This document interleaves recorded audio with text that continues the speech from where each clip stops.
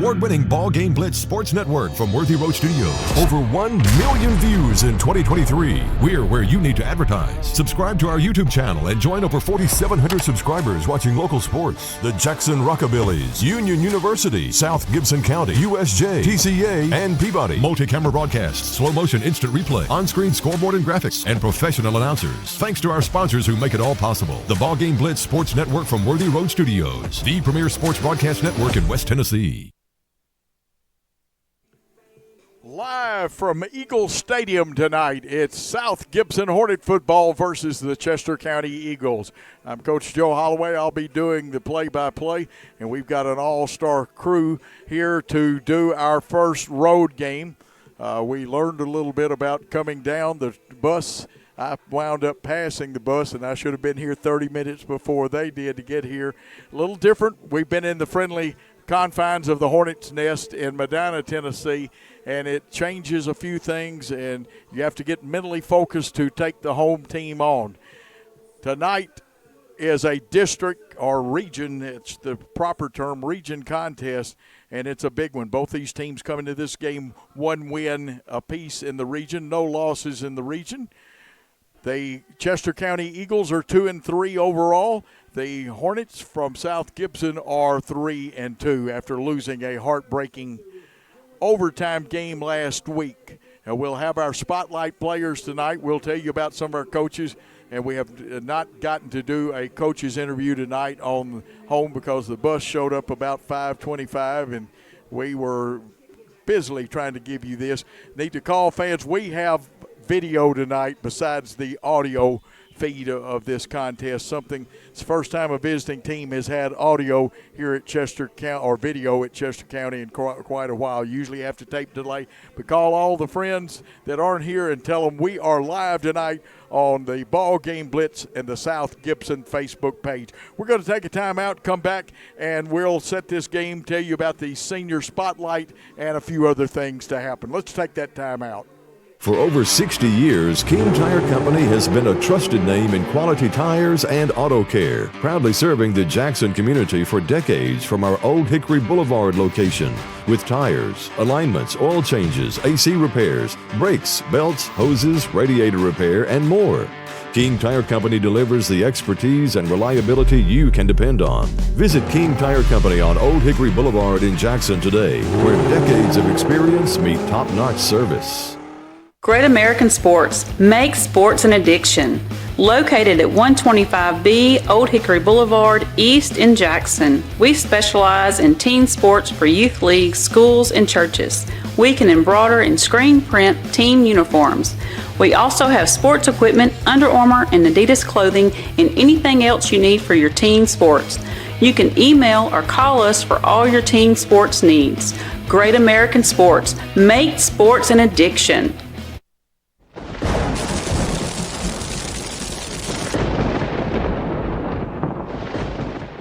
For nearly 2 decades, April Dunning has called Medina home, working as both a substitute teacher and special education assistant. While volunteering to make the community stronger, she has addressed the stray dog dilemma, improved city ordinances, and supported local events like the fireworks and Christmas parade. Now, she's ready to serve as city alderman. On Election Day, vote for April Dunning, a leader with heart and dedication. Paid for by Friends of April Dunning. At Rep Local Lawrence Funeral Home, we provide gentle guidance and support during one of life's most challenging moments. Our dedicated team is here to help you create a meaningful and personalized tribute for your loved one. From arranging heartfelt services to handling all the details, we ensure every aspect is taken care of with the utmost respect and compassion. Trust us to be there for when it matters most. Call 731-783-3026 to speak with one of our experienced funeral directors. Rep Local Lawrence Funeral Home, a tradition of caring since 1925.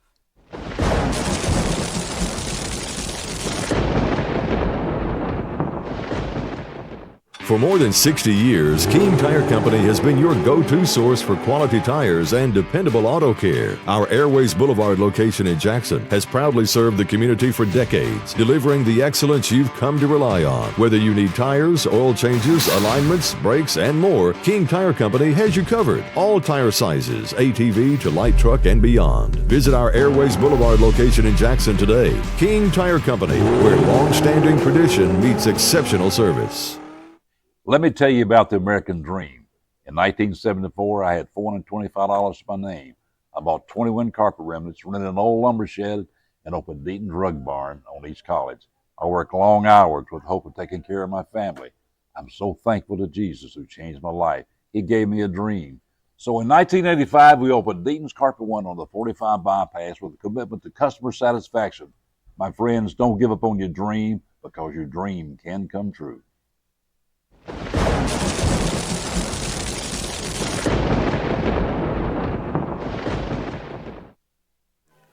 And we are back here at Eagle Stadium in Henderson, Tennessee for the South Gibson County High School football game with the Chester County Eagles, and watching both teams warm up. And we will be looking, unless there's been a jersey change we weren't notified of. I don't see number 4, Barham, their great running back, out there. That doesn't mean he's not here. He may be getting taped or something like that. And they've got a team that was tied at halftime last week with Southside 14-all, won it big. They only allowed Southside one more score and won, I believe, 35-20, and that got their first region win. Of course, our region win came over the Hardin County team that was the defending region champion. And like I said, like an old coach trying to study this thing and get it all taken in. Tell you what, let's do, though. We're going to go, and we've got a little order change in our broadcast in the pregame show. Let's take the senior spotlight tonight. And a real fine young man. He wears number 3. A lot of you know it. You see our seniors' pictures. And, of course, you see number 3, Connor Betts, class of 2025, 5'7", 135. He plays cornerback. His parents are Jill and Scotty Betts. He was born in May of 2007 on the 21st day, or 02 actually. He was born on May the 2nd. He plays football at South Gibson. His favorite sports teams are the Vols and the Titans in football. And, of course, we're talking about number 3, Connor Betts. His hobbies are pickleball, and that's a great one. That's one of those that you can almost have a lifetime hobby out of. His favorite class is English, and Ms. Allen is his favorite teacher. Now, his favorite food is steak, and I am with you, Connor. After high school, he plans to work in the real estate field, and I got a feeling he's going to be $1 million a year seller in real estate. And there are several colleges he's interested in. Favorite sports memories is beating Lausanne his freshman year, and that's a AA Division II powerhouse, and you beat them, and you have done something, and our Hornets have done that. Connor was part of that program. Fun fact about you, he is double jointed in the arms. I've got several friends like that, and, of course, he is a very good academician. Number 3, Connor Betts, cornerback, is our senior spotlight player of the night. Now let's set this contest up a little more, and we'll talk about keys to victory a little later. 21 minutes and 54 seconds left on the clock. By my clock, it is 6:38, so they're slightly ahead of me. And Chester County, as we told you, 2-3, 1-0 in 6-4A. Their Week 5 result we've given you, but we'll repeat it again. They beat Southside 35-20. That game was tied up at halftime.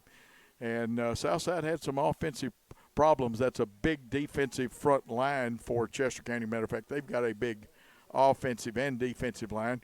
And we saw some of their younger players in a freshman game, and they got some large young men in that also. The series records between these 3 schools, South Gibson holds a 2-1 advantage. 2 wins for South Gibson, 1 for Chester County. In their last meeting, that was Week 6 of the 2023 season, South Gibson picked up a 35-28 victory in 4 overtimes. It was a white knuckler, or slobber knocker if you prefer that. Common opponents, South Gibson lost was Milan, and South Gibson lost that contest in a close one. You know about that. Chester County got beat 44-14. A couple of young men to watch. Like I said, I didn't see him warm up, but he may be getting taped up. Was Peyton Barham, the senior running back, who had around 1,000 yards last year and is a very good running back.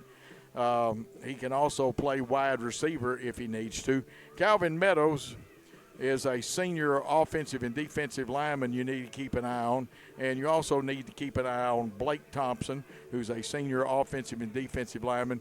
And their quarterback, a very interesting young man, Ethan Burks. He's a junior. And I'm going to be honest with you. Burks can run with the football, makes good fakes and reads. They'll fake the handoff. He'll reverse field, and he knows where to find the holes.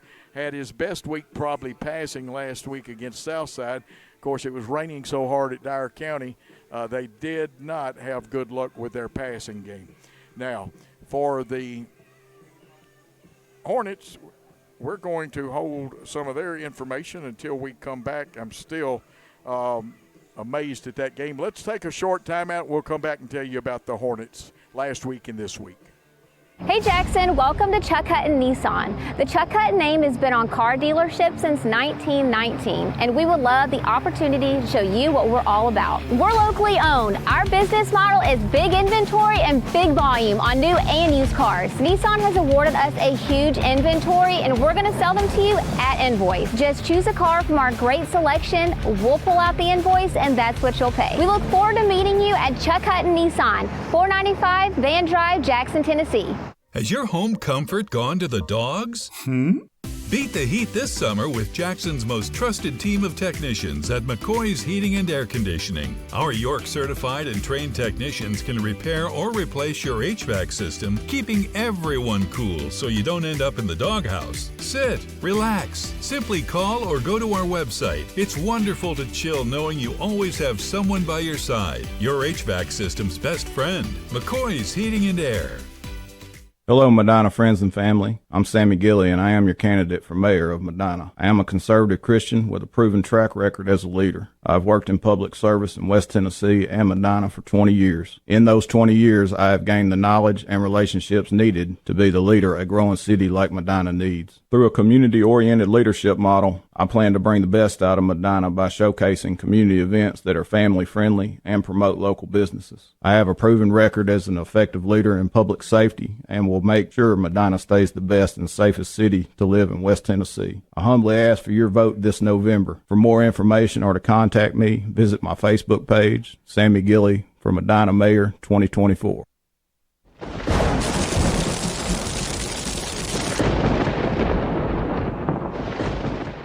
At the Willows, we believe that your loved one should feel at home. Our boutique assisted living community provides top-tier, personalized care in a comfortable and welcoming setting. With the support of trusted physicians, nurses, and staff, we ensure every resident feels cherished. Learn more at willowsofjackson.com or call 731-207-0686. That's 731-207-0686. The Willows, because family matters.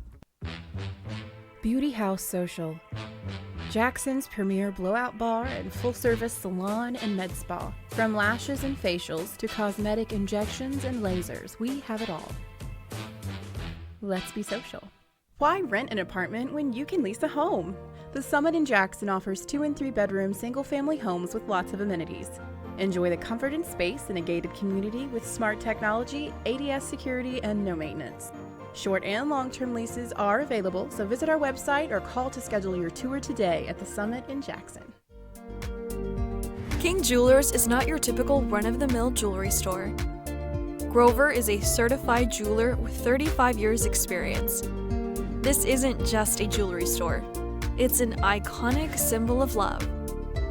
How far would you go for love? King Jewelers, 16B Conrad Drive, Jackson.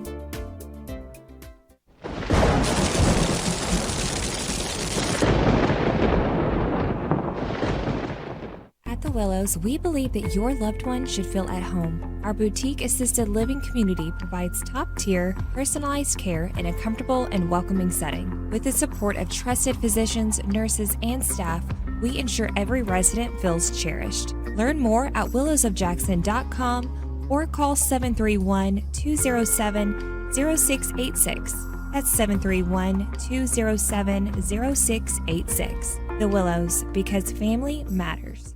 Hey Jackson, welcome to Chuck Hutton Nissan. The Chuck Hutton name has been on car dealerships since 1919, and we would love the opportunity to show you what we're all about. We're locally owned. Our business model is big inventory and big volume on new and used cars. Nissan has awarded us a huge inventory, and we're going to sell them to you at invoice. Just choose a car from our great selection, we'll pull out the invoice, and that's what you'll pay. We look forward to meeting you at Chuck Hutton Nissan, 495 Van Drive, Jackson, Tennessee.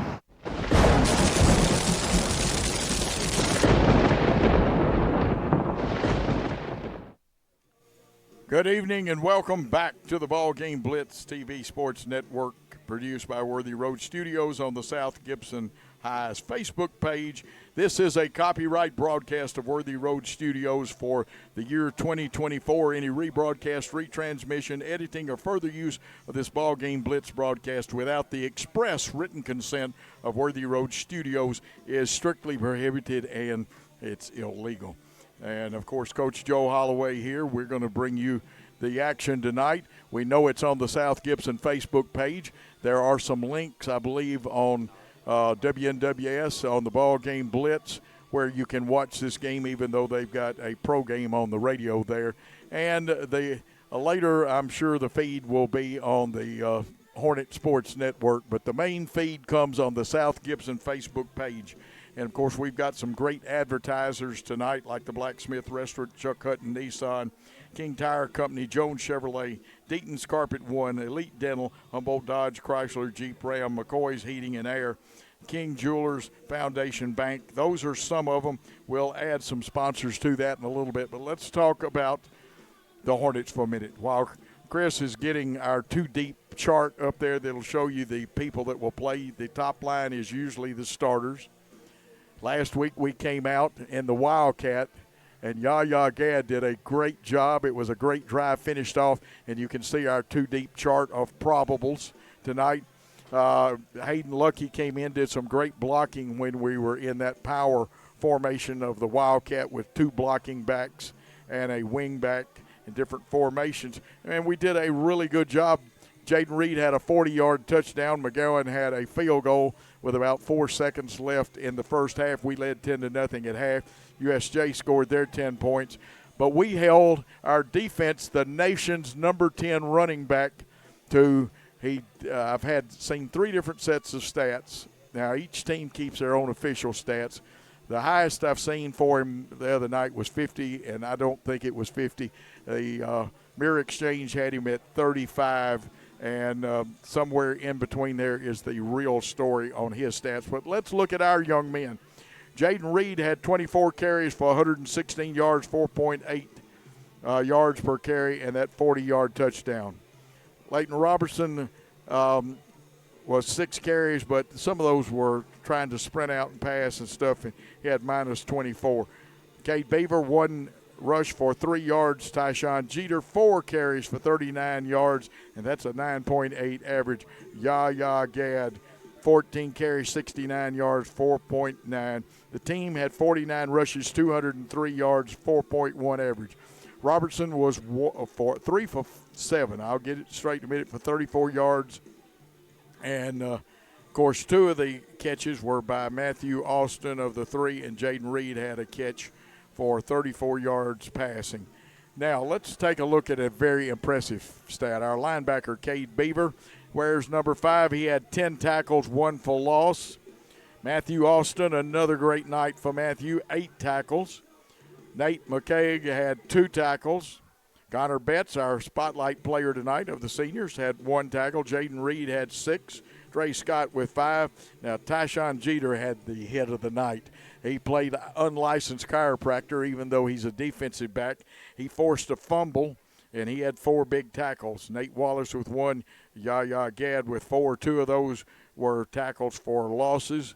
And Sebastian Brady had 3 tackles, I believe, and a good night by the defense. And like I said, you hold an offense that was averaging over 500 yards a game down to the totals we did, hold the nation's number 10 running back to under 50 yards. You have done a good job. Tonight, they're going to have to do the same thing. They got to stop the running game.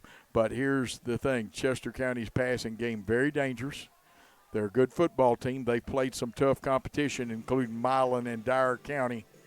And they're on their own home field, and they want a region victory. They feel like they've got a chance to win the region, just like we feel we've got a chance to win the region. We cannot stand penalties at inopportune times. We've got to hold on to the football, and we're going to have to tackle and really wrap up. And we want to watch the cutbacks of the quarterback, but we've got to tackle Barham if he's in there. We also got to lock up on the others. We've got to defend the slant pass a little better. We do at times. We are wonderful. Must focus all the time to win this ball game. Tell you what we're going to do. We're going to take a time out, and we're going to come back and talk more about this contest and maybe some of the others in our area. For nearly 2 decades, April Dunning has called Medina home, working as both a substitute teacher and special education assistant. While volunteering to make the community stronger, she has addressed the stray dog dilemma, improved city ordinances, and supported local events like the fireworks and Christmas parade. Now, she's ready to serve as city alderman. On Election Day, vote for April Dunning, a leader with heart and dedication. Paid for by friends of April Dunning. Buy a car in your bikini. Buy a truck in your jammies. Buy an SUV in your, well, no matter what you're wearing or not. Shop JonesChevroletHumboldt.com with the area's largest used car inventory. Beauty House Social. Jackson's premier blowout bar and full-service salon and med spa. From lashes and facials to cosmetic injections and lasers, we have it all. Let's be social. At The Willows, we believe that your loved one should feel at home. Our boutique assisted living community provides top-tier, personalized care in a comfortable and welcoming setting. With the support of trusted physicians, nurses, and staff, we ensure every resident feels cherished. Learn more at willowsofjackson.com or call 731-207-0686. That's 731-207-0686. The Willows, because family matters.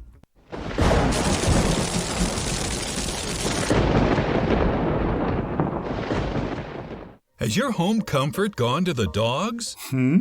Beat the heat this summer with Jackson's most trusted team of technicians at McCoy's Heating and Air Conditioning. Our York certified and trained technicians can repair or replace your HVAC system, keeping everyone cool so you don't end up in the doghouse. Sit, relax, simply call or go to our website. It's wonderful to chill knowing you always have someone by your side. Your HVAC system's best friend, McCoy's Heating and Air.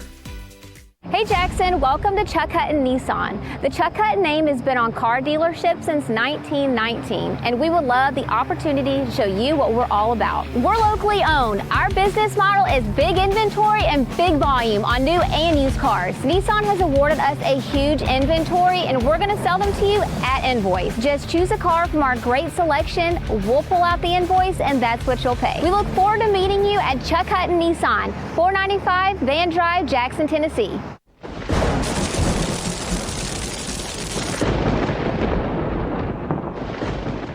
Great American Sports. Make sports an addiction.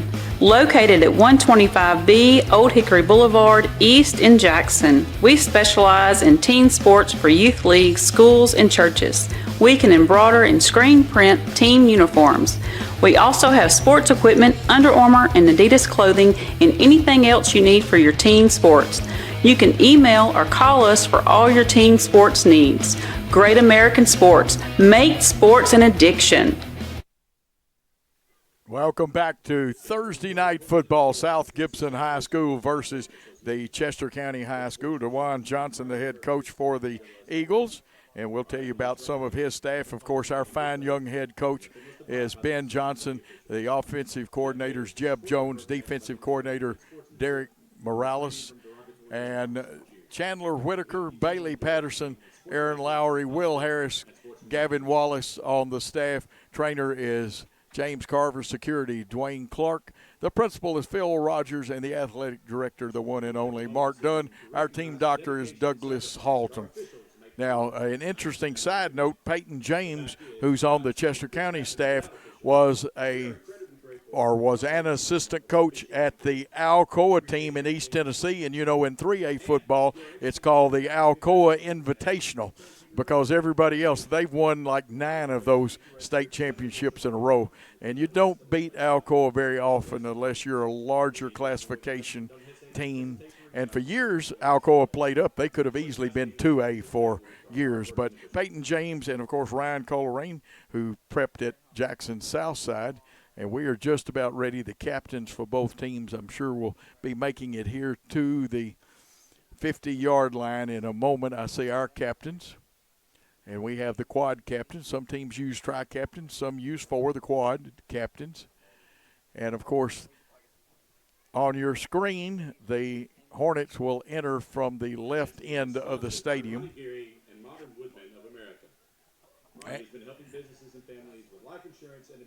And here comes the players for Chester County. Number 2, a senior. Aiden Welch is one of the captains. And there is Barham. I told you he's probably just getting a little tape job, and he did run some wide out for some plays. They are making him pull his jersey down. He warmed up with his back pad and things showing, and I knew they would say something to him about that. So Barham wearing number 4, the great running back who can play wide out, and that's where he worked during the pregame warm-ups. He's also one of the captains. 71, Blake Thompson, the fine senior left tackle. He also plays defense. And number 58 on their roster, who is Gabriel Singleton. He is a senior. He can play offensive and defensive line. For the Hornets, we'll get you our captains. Looks like Nathan McCaig will come out along with Leighton Robertson wearing 7. And 65, Wyatt Oliver. And number 20 is Nathan Wallace. We'll get to call the coin toss for the first time this year. We've got another road game next Friday night, but tonight it's Thursday night football, and there are a bunch of those games. And if I've got time, I'll go over some of those with you. We will play 3 Thursday night games this year. Everybody shaking hands. They'll go over a few rules. They'll tell them how they're going to toss the coin, and they'll remind them about good sportsmanship and to stop when the whistle blows. And, there are, if you watch the movie We Are Marshall, the emphasis was play till not to the whistle blows, but play all the way through it till it's over. And but you are supposed to pull up on that. More instructions, a little longer than normal. But South Gibson will call it. We don't have the field camera down there tonight to get you the first class. And every white hat or referee has his own speech for it. I know the Mirror Exchange is here. Michael Odom's here. I think he's also got a photographer with him. And I see one of the photographers holding his hand up. Hopefully that rain doesn't come in early because we played 2 of them in the rain this year. And it has taken quite. Now the instructions being given. Let's see who is tapped on the shoulder. Now there's the toss of the coin. You saw it go up. Good shots by our guys. They're showing the coin to the people. You'll know when you see who gets tapped on the shoulder. They're the ones that won the toss. Let's see. And again, a lot of decisions. Which goal you're going to defend, whether you take the football first half, second half.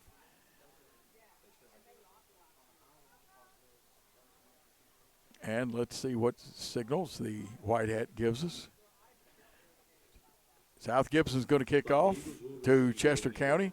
South Gibson will defend the goal to, I presume we're at the south. We'll leave the directions alone. South Gibson will be traveling left to right on your screen. Chester County right to left, and we're not far from football. About 1 minute and 4 seconds. And as the tension and excitement builds here in the Eagles Stadium.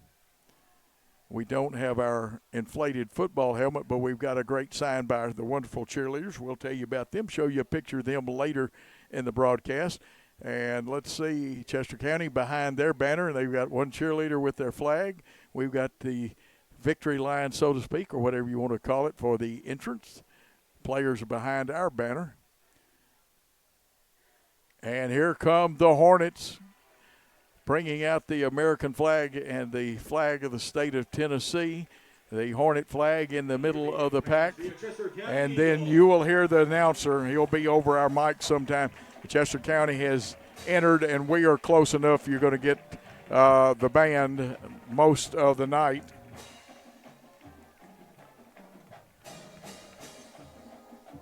A lot of other games of interest in the area. North side's at Dyersburg. That's non-region. Hardin County is off this week. South side is at Lexington in a region game, and that's all happening tonight. Don't know if we'll be able to get you many or any scores, but we need a defensive effort like last week with just a little extra holding on a little longer on some of the tackles. And like I said, Barham is usually their deep man. And I've got a smaller space than we have at home to work out of, so I will do my best for you. Say Barham is going deep. He'll be the deepest man. Also back there with him is number 2. That is Welch.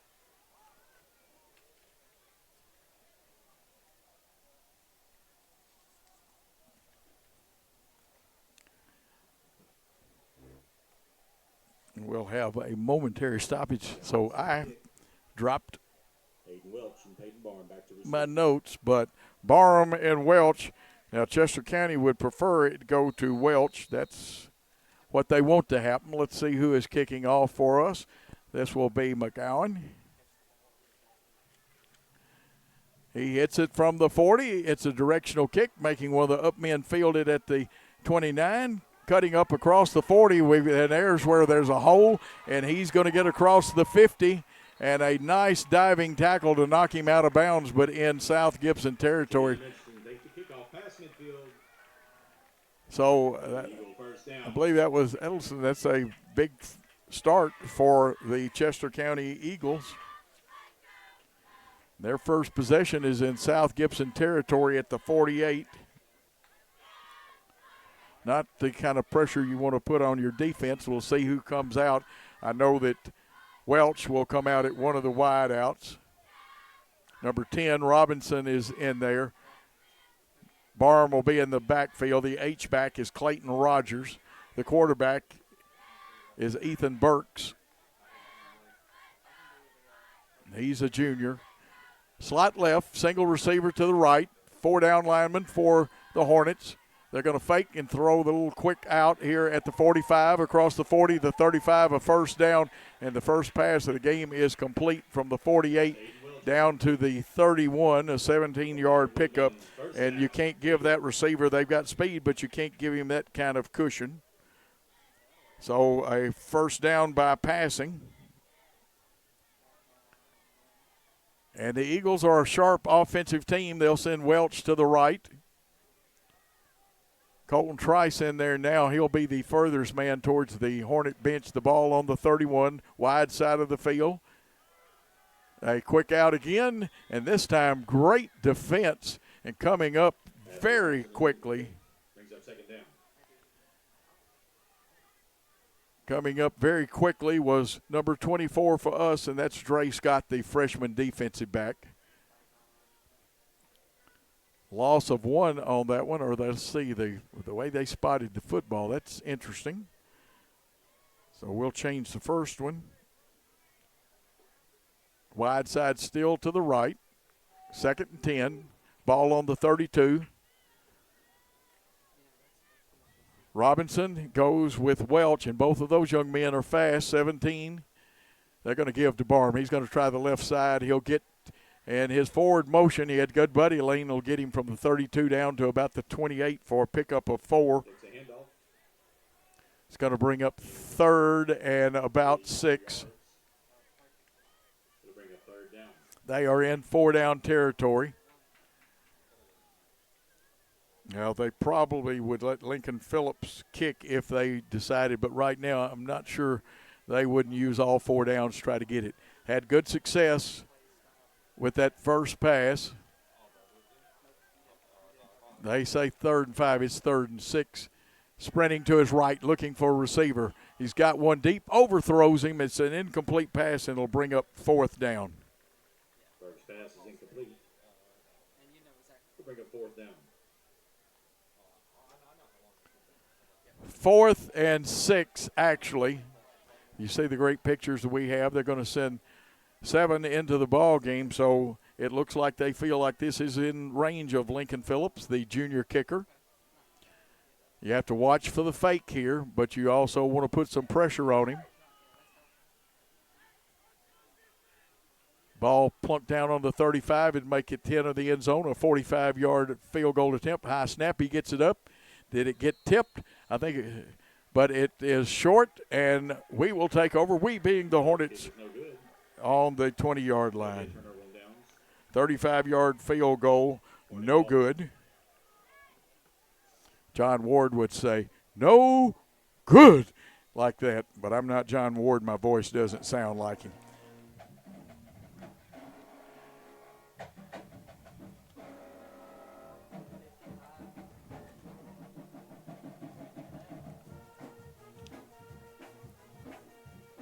Jaden Reed should be in the backfield, and we'll start at our own 20.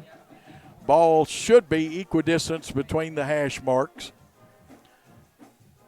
Come out in the pistol with Reed behind Leighton Robertson. Send a man in motion. They give to Reed. He bounces it out over the left tackle, probably all the way to the C gap. He'll get 5 maybe tough yards. And there were a host of Eagles there, a flock of Eagles, however you want to say that. I know one thing, Landon Beam, a senior linebacker, was one of the men, but there were multiple ones. Looks like a pickup of about 4 for Reed. It'll be 2nd and 6.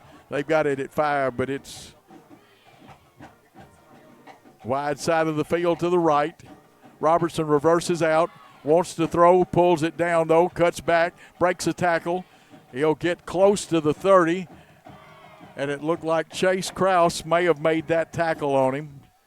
Let's see where they plunked the stakes down. Leighton Robertson with the run. He's a yard short of it. He got about 4. I'll tell you what we'll do. We'll adjust this and make it 5 and 4. It is 3rd and 1. It is a normal 1-yard run. Slots to the left. They send Beaver in motion. Robertson's going to try it. He punches ahead. I believe he's broken the plane and gotten the 1st down. And this referee has signaled it is a Chuck Hutton Nissan 1st down for the Hornets. Leighton Robinson with the big carry. He's got 2 carries for approximately 6. We may have to make that 7 yards, and we do, because that is the correct thing to do. 1st and 10 for the Hornets. Trips right. Robertson in the backfield. It's a spread with trips right. No tight end this time. This time the give, and that is not right now. Is that flags or markers? We'll see what it is, but that was Jeter actually running the football. I think those were just the markers that you throw. There used to be bean bags, but they've got a little different. Some still carry the traditional bean bag. Jeter with a nice pickup of about 7. Tayshawn Jeter, what a great hit he had last week. It's going to be 2nd and a short 3, long 2. Bunch trips to the right. I call it a bunch type formation. Robertson wants to throw. It's high over the head and a little indecision. Pretty good coverage by the Eagles then, intended for Dre Scott. That's going to bring up 3rd and 3.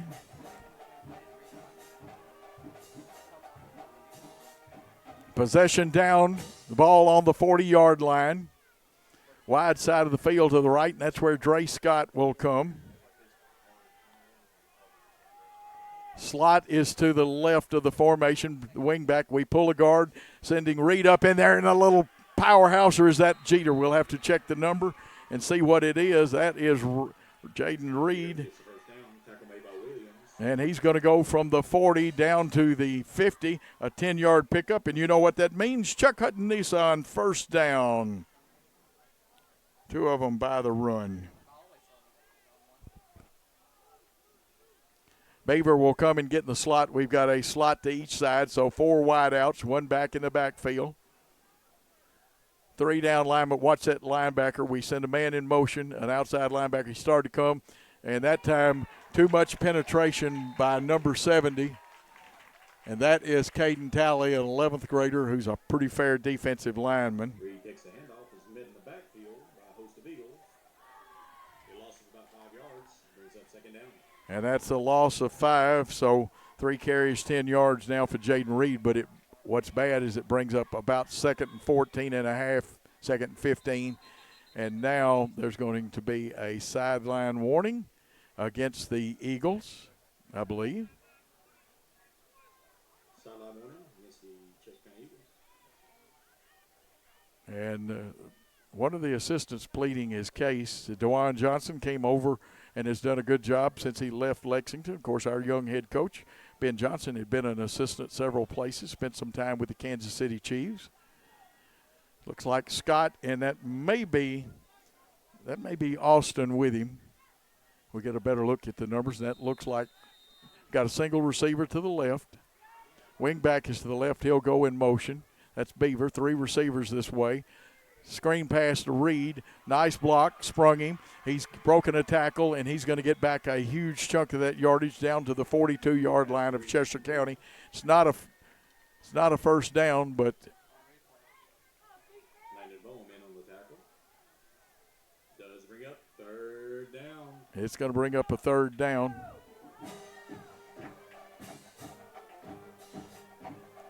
Nice pass, screen pass for 14 yards, but it's going to leave us about 3 yards short of the first down.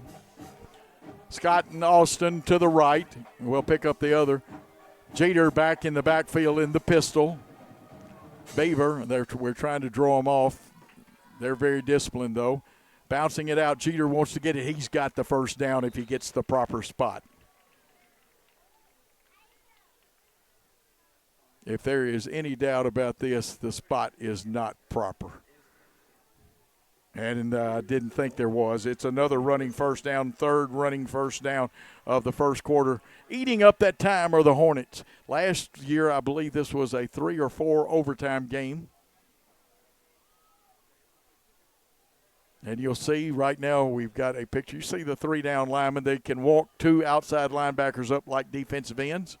Right now it's more like a 3-5. They play strong side, weak side defense. And they do walk a linebacker up. There's 4 guys on the line. Here's the handoff. Gaining yardage. Jeter breaks a tackle. He got hit back about 3 yards and pulled a man for 3, maybe 4 yards. We'll see. He got more than that. That young man is strong. Tyshawn Jeter. It brings up 2nd down. It'll be 2nd and 5. Of course, Jeter, a sophomore running back, 5'10", 170. Young to the far side, Julian Nunnermaker. As a matter of fact, his aunt, Lee Nunnermaker, is probably in the stands tonight where she's Lee Pipkin now. The guards pull. Jeter kind of clogged up, and one of the guards fell down in front of him. Now a host of Eagles, led by the linebacker, Layden Beam, kind of held him up, and it's going to bring up a 3rd and about 5. Maybe just 4.5. 4 carries, 16 yards. Big play. We're in 4-down territory, too. 16 comes in for the Eagles. That's Jeremiah Leland. He is a junior, plays defensive back and wide out. Let's see what Coach Johnson and Coach Jones has got dialed up here. Slot right. Slot left also, one back in the backfield. Robertson's just going to take it, keep it, go forward. He's going to be short, though. It'll be 4th down. That may have been either Gardner or Burton on the tackle for them.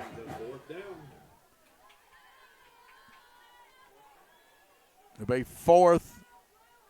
We didn't get a very good spot on that one. It's going to be 4th and about 3.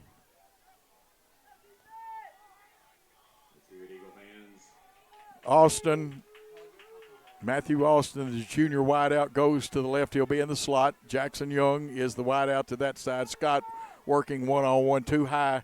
Oh, they're going to walk the safety up there, and they're going to bring everything but the kitchen sink. Here's Reed pulling away from one man. He'll be close, and his forward motion and leg drive got him that 1st down.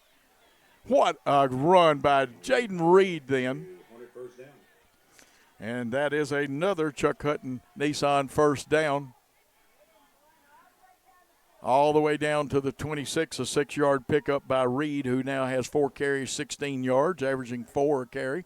Boy, that's a big forward wall. Check out those young men, 71-70, and that's usually number 9, every once in a while number 8.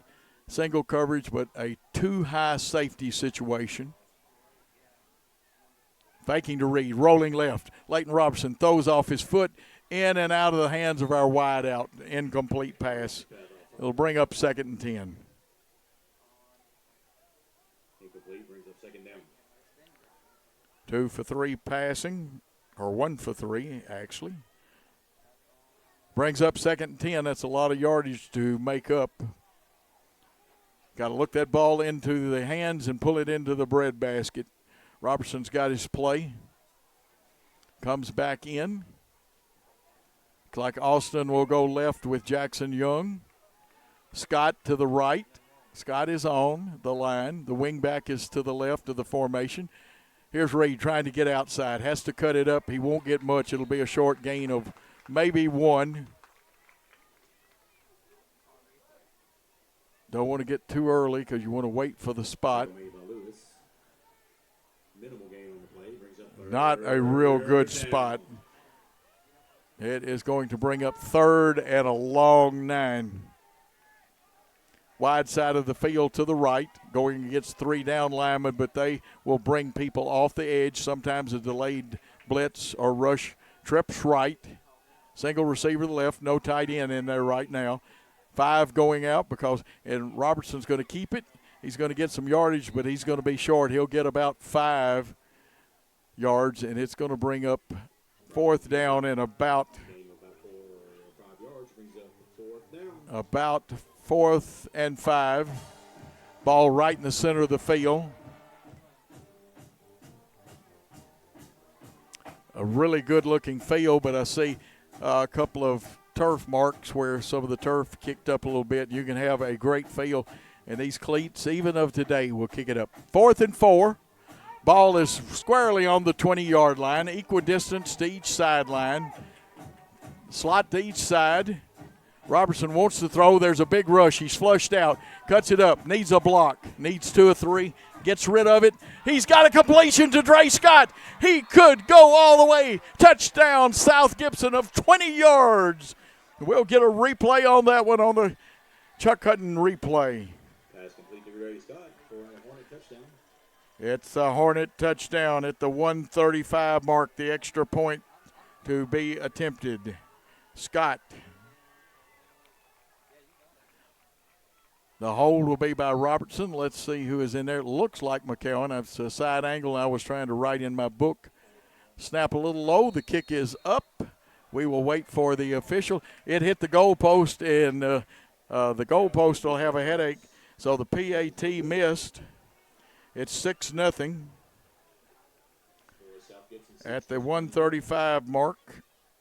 20 yards. We're going to take a timeout and come back with the South Gibson kickoff after these great messages. Has your home comfort gone to the dogs? Beat the heat this summer with Jackson's most trusted team of technicians at McCoy's Heating and Air Conditioning. Our York certified and trained technicians can repair or replace your HVAC system, keeping everyone cool so you don't end up in the doghouse. Sit, relax, simply call or go to our website. It's wonderful to chill knowing you always have someone by your side. Your HVAC system's best friend, McCoy's Heating and Air.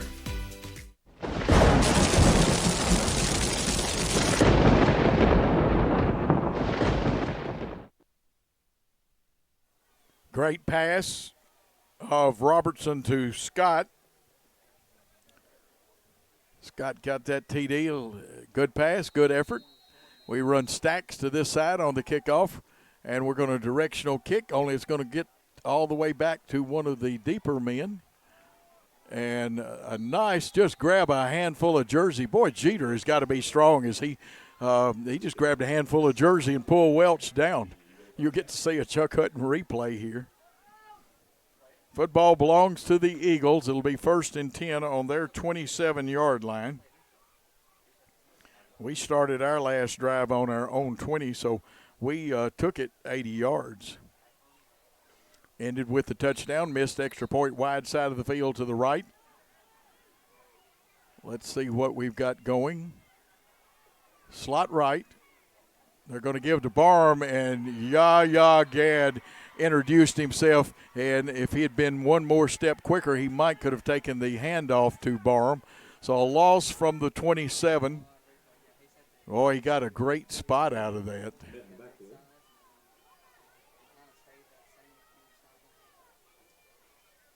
The ball was on the 27. It's back at about the 23. So that was second carry for Peyton Barham, who's in the backfield, along with Burks, the fine junior quarterback, slot right again. Here comes a linebacker up the middle. They rush it. It's a screen pass, and we got men doing what they should, holding on. McCaig is one of them. Somebody else made the initial hit. They kind of hit together, but McCaig I saw. So the pass is complete. And it's complete for 4. It brings up 3rd and about 9.5. Ball equidistance from the hash marks. It's at the 26. Actually, it's going to be 3rd and 11. Didn't read the marker right. Here comes a rush again by the linebacker. Beaver flushes him, and somebody down on the ground does a great job of grabbing the quarterback, Burks. Let's see if we can see the replay again. And I'll ask my two fine helpers if they can pick up the number of the tackler because I'm too far away to see it on the screen. It is 4th down.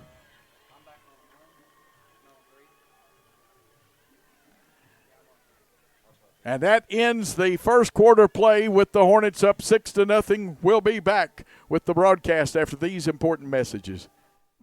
No matter where you are, you can shop 24/7 at Humboldt Dodge Chrysler Jeep.com with the area's largest used car inventory. Downtown is thriving and the Blacksmith Restaurant is leading the pack. From the rustic dining room to the unmatched patio, eating local with family is what we're about. Live local, eat local, relax local.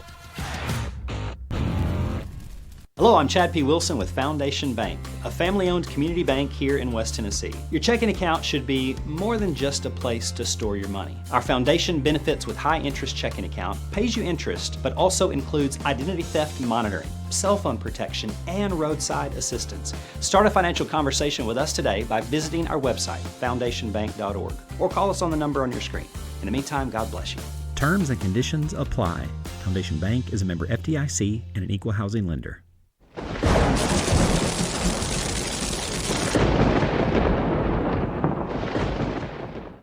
Let's get ready to start that second quarter on Thursday Night Football. Lincoln Phillips in to punt the football away. He's a junior kicker for the Eagles. And we've got a lone safety. It looks like Cade Beaver back there. Got a couple of people playing just in case they decide to try something. A nice spiraling punt over Beaver's head. It'll bounce straight up in the air, then roll a couple. and it'll be down around the 28-yard line of South Gibson. A nice punt then from the 21.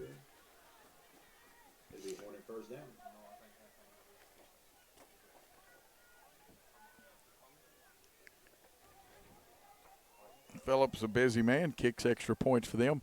It's the Hornet football, and their starting field position will be the 20. That's 8 yards better.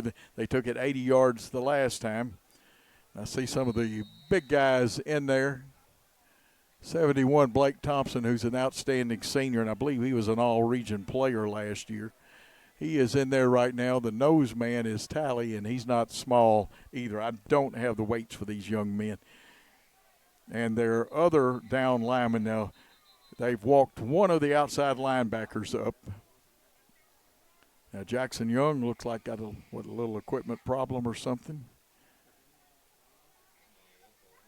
Let's see if they have to replace him or if it's something he can.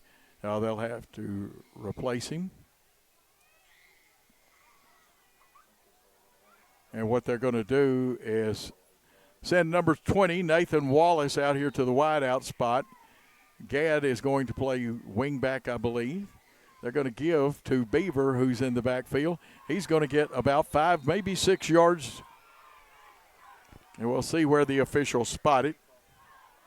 Cade Beaver runs hard. He's just a junior. Had a great game last game with 11 tackles from his linebacker spot. It's going to bring up second down, ball on the 35.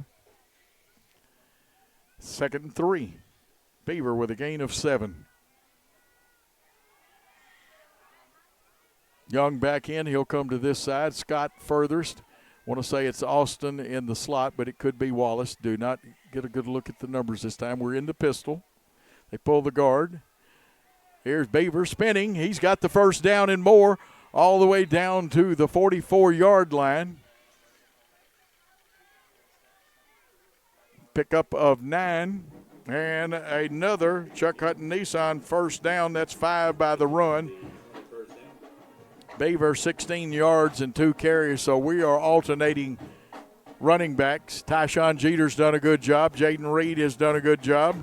And now Cade Beaver. I like Cade's number 5 because that's my old number in several sports. Jackson Young to the left. We're going to go to the power formation. It's 3 receivers, but we can throw out of it, but they get a good rush. We didn't get anybody blocked. Robertson escapes 1, but they've got 4 guys back there, and he's not going to get away, and it's going to be a sizable loss. And it's 10, about a 14-yard loss. Now, you want to stay in the positive category, and sometimes it's just better to run north and south. I know what he was trying to do, get away from it, but sometimes just heading and getting what you can and keeping that loss down. We did not block anybody that time. They all had a prayer meeting in the backfield of the Hornets. Second down, approximately 25. The ball all the way back to the 32-yard line. One man in the backfield with the wing back. They go to Beaver. Beaver's looking for a hole, bounces it outside. He won't get much, but he's a tough kid and gets about 3 yards out of nothing. For a short gain. Beams with the tackle, I believe. Was that the fateful yellow handkerchief down there? So we'll see what happens. Personal foul, face mask. Okay. Face mask against the Eagles. First penalty of the night, I believe. Yes, it goes against Chester County. Be 15 yards and a first down by penalty. The 6th one of the night. Well, it's not a first down. I am early with that. I forgot there was more than 15 yards, so you cannot chalk up a first down there. It's going to bring and make it much more manageable. I've got second down. The scoreboard has 3rd and 5. It's closer to 6 yards. 4 guys are coming at least. They pull the guard, run in behind him. It's going to be a short gain. Jeter's going to spin and maybe get the 48. It'll be from the South Gibson 49 down to the 48 of Chester County if the ball is spotted properly, and it is. Jeter with a nice carry because he made something out of nothing that time. And we've switched some of our offensive linemen. I did not see who came in, but I know Max Pascal left, got some rest. I know Michael Gibson is in there on one side. H-back to the right of the formation. It's 3rd down and 2.5. Here's Jeter. He lowered that shoulder. Let's see if they can push him back. Now, if he made the 45, he's got the first down. Let's see what he's got and where the spot is. It's all important. And it looks like Jeter has made the first down with a nice carry right there. We'll fill that one back in. 6 first downs, that one by the run.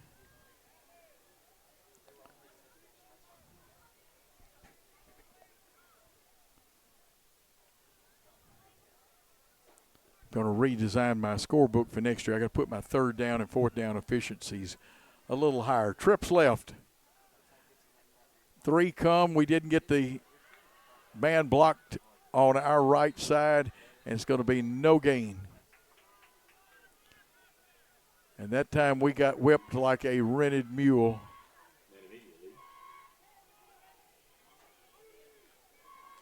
Short gain on the play brings up 2nd down. It's going to be 2nd and a gain of 1. I don't know how we got anything out of that one. They had too good a penetration. That may have been Tally that got the penetration. No, it wasn't Tally. It was the defensive end to that side. Trips left.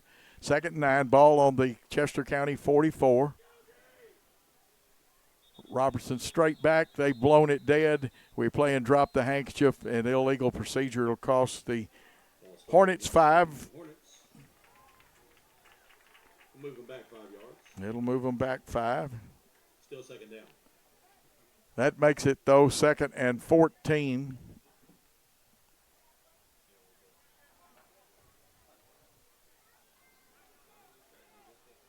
That was going to be a straight drop back pass. You try to form a cup to block, and you got to keep those feet moving and wall those defenders off. And they get a good push out of Blake Thompson and Caden Talley. We'll go trips left again, 1 back in the backfield, Robertson. Now there's no backs as Jeter comes to the left side. And this time we did not get their linebacker, number 5, blocked. That was Moody. And he just came around untouched. And that's going to make it almost, and it will make it 3rd and 20. It says 18 on the scoreboard, but it's 3rd and 20, trust me. Back into our own territory. We had gotten into Chester County territory. It's 3rd down, Eagle fans. What do you say? Those outside linebackers have gotten in. We missed a block again. Did not hold it long enough, and the big man, 74, I want to say this time, was the first to hit him. Oh, it's 71, and that is Thompson. And Blake Thompson with a sack. That time we just moving backwards a little bit. It's 4th down, so we failed to convert on 3rd down then. It's a punting situation. And whether they put Barham back there, and I don't think it is, I think they are going to send Welch deep. Welch, a super fast senior. Chester County tries to rush outside. We get a low liner. It's going away from Welch. He's going to let it bounce. Now if we can down it, it's going to die around the 5. It's down at the 5, maybe just over the 5. We'll see where the spot, if it's a right or a left-footed spot. It is on the 5. Nice punt.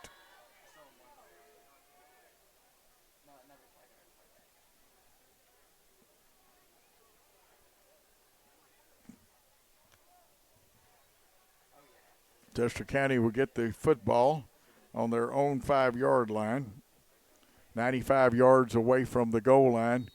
But they are slippery, and they've got speed. I know Welch is coming out there, number 1, Eggleston, who's, and I hope I get his name right, Edgston, not Eggleston. Eggleston played for me up at Zion Christian Academy. This is Edgston. We shift our line. The linebacker coming. They got him blocked. There was a hole. It's a fake. And the quarterback, this is what he did to Southside last week, and we may get – we're close, and I hope we don't get a late hit out of that. But that's right there. The sideline and the fence and everything is very close on the side over there. But a nice gain. And that faked everybody, including the announcer, out. So a 19-yard pickup and a first down by the run. The second one for the for Chester County. That gets them out of a hole there. That is a Chuck Hutton Nissan first down. Our defensive ends or outside linebackers must stay at home and check anybody coming that way. They send 3 receivers to the left of their formation, a single one to the right, a very quick young man. Barham in the backfield with Burks.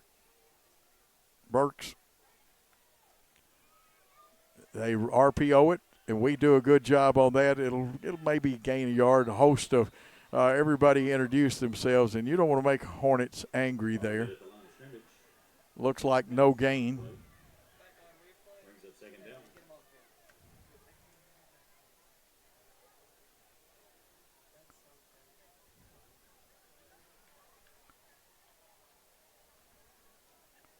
One is Edgston. I've got to remember, no gain on that play, and that's going to bring up 2nd and 10. Now we've got to watch for a screen, a slant, or a comeback route to this side. Other side, there's several things. Now they're going to run 5 out there. They fake the pass. Burks keeps it. He's going to get some good yardage. It kind of froze everybody for a second. And Burks a very capable runner. He's going to get about 3.5 yards. It's going to bring up 3rd and 7, very manageable. Like I said, he hurt Southside with his pulling the football and reversing direction. Plus, he hit some big passes against the Hawks last week. Got a chance to see some of that film. Welch comes to this side. Robinson also to this side. It's a slot on each side with 1 running back, no tight end. He wants to run again, quarterback draw. He coughs the football up, but I think that Chester County is going to get it back. We had a golden opportunity. Let's see who winds up with – we wrestled it away. And is that Jeter again on the football? No, that is Dre Scott. Dre Scott with the fumble recovery. Nice hit.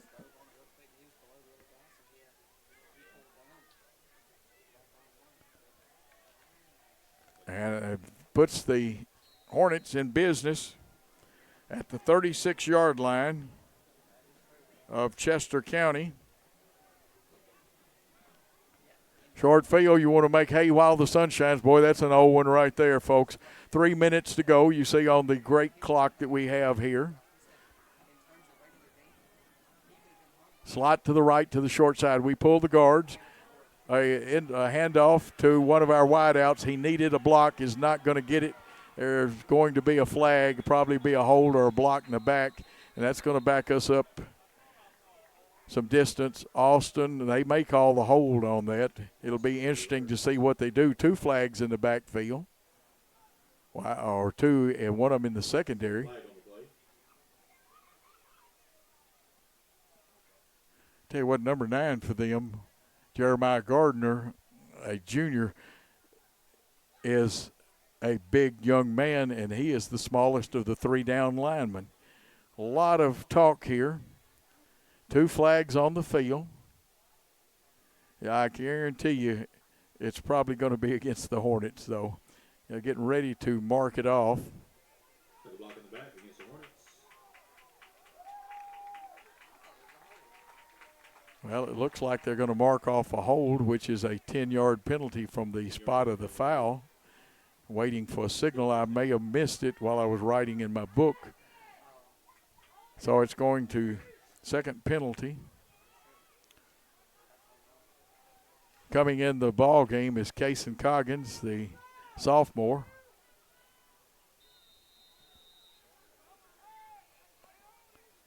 First and 20 on the 46. The give to Reed. He dances, cuts it back. He's hit by 2 Eagles, but he's going to get positive yardage from the 46 down to about the 42, so a gain of 4. Gain of about 4 yards, brings up second down.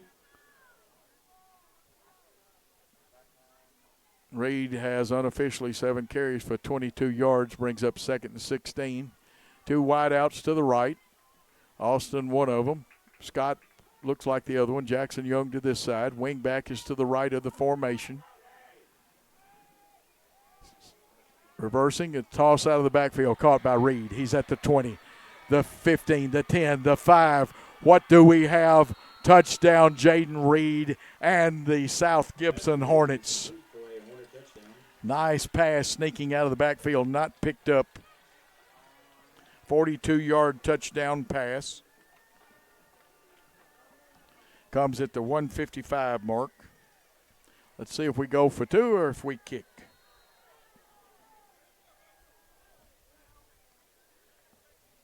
Nice throw and catch. We'll get some yardage totals here in a moment.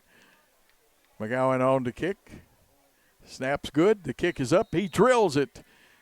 Almost took out Old Glory back in the back of the end zone. It's good. It's 13-0. The Hornets lead here in the second quarter. Let's take a timeout on the BallGame Blitz South Gibson Network. Hi, I'm Cody Fitz with Fitscapes. Our business's focus is on building your dream yard at your dream home. When designing our backyards, we always like to start with our pool and patio areas first. Then we complement that with the landscaping, and we finish with the lawn for all of the outdoor entertaining needs. After installation is complete, we provide annual maintenance for all of your lawn care and landscaping needs. Fitscapes, let's build something beautiful.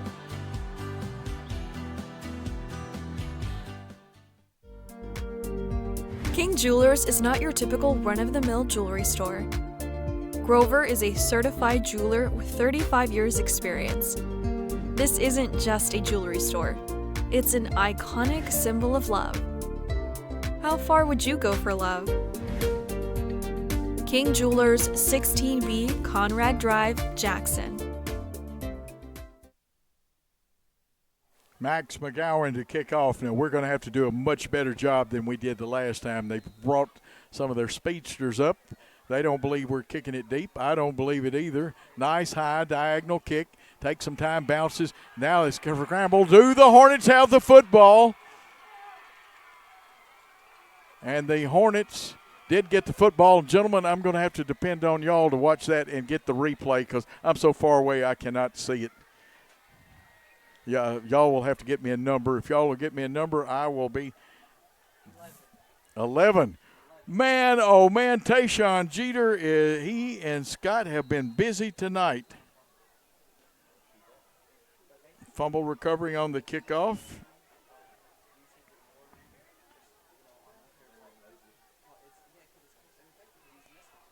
And it'll be 1st and 10 for the Hornets. They come out from the 27-yard line.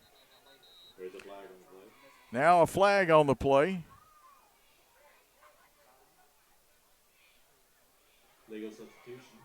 Illegal substitution. Very interesting call. 3rd penalty of the night for the Hornets.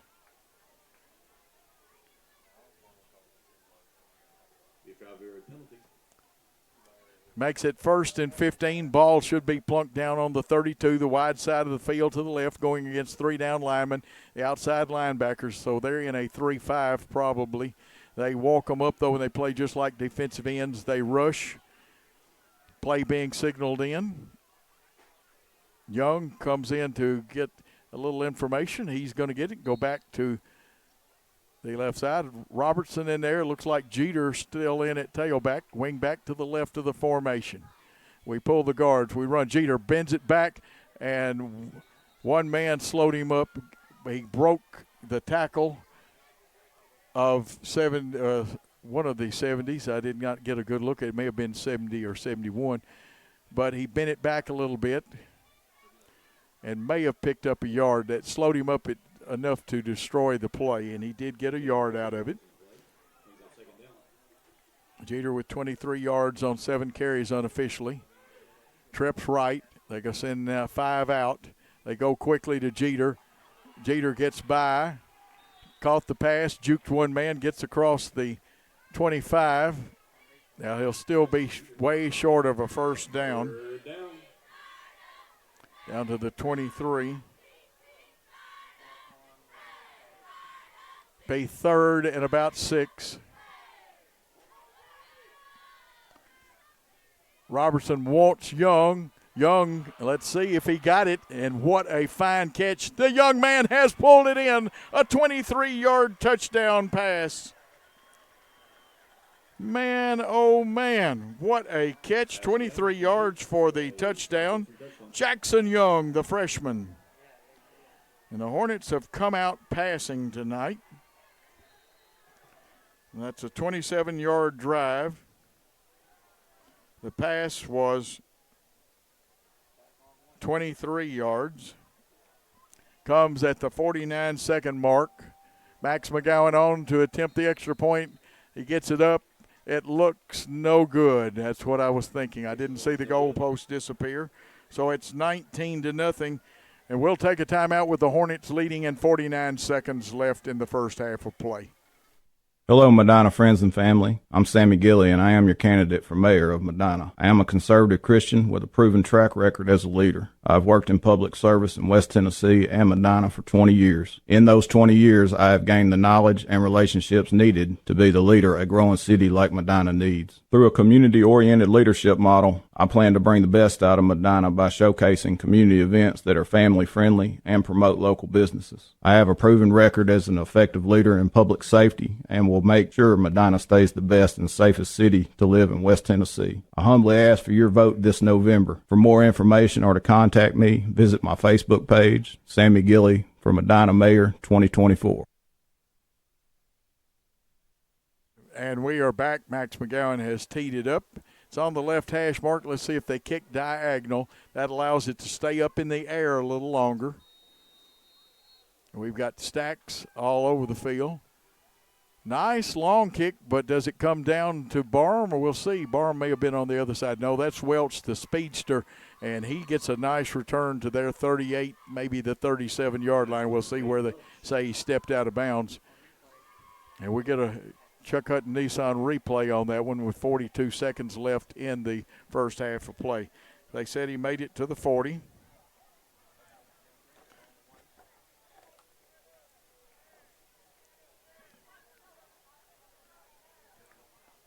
It'll be 1st and 10. And Burks, I saw him last week work some magic, the quarterback. Ethan Burks, a junior, wears number 6. He'll have Peyton Barham in the backfield with him.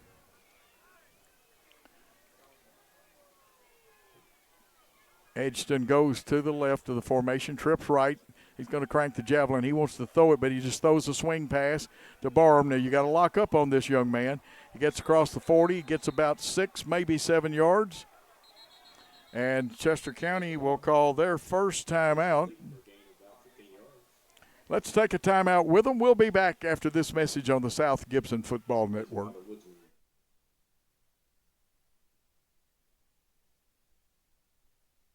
Hi, I'm Cody Fitz with Fitzscapes.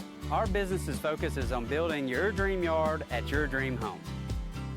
When designing our backyards, we always like to start with our pool and patio areas first, then we complement that with the landscaping, and we finish with the lawn for all of the outdoor entertaining needs.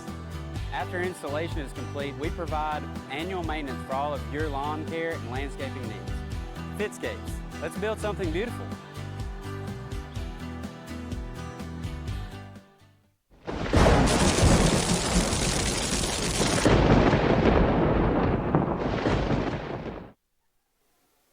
And just like a good javelin thrower in the Olympics, Leighton Robertson has come out here and he's gone 5 for 7. And Chester County's had their share of excitement, but they missed a field goal, and they haven't been able to sustain a drive. 2 fumble recoveries, one by Scott, one by Jeter. We've got man coverage out here on the island. That's Robinson, and he is quick, but so is Scott. 3-step drop across the middle, overthrown, but I'm going to tell you what, if the ball, if he holds it a second longer and follows through, it's a completion. He had Robinson open. Scott knows he was beaten on that one.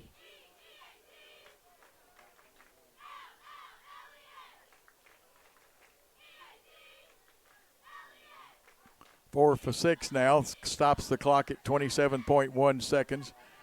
3rd and about a little over 2, but it's really about 2.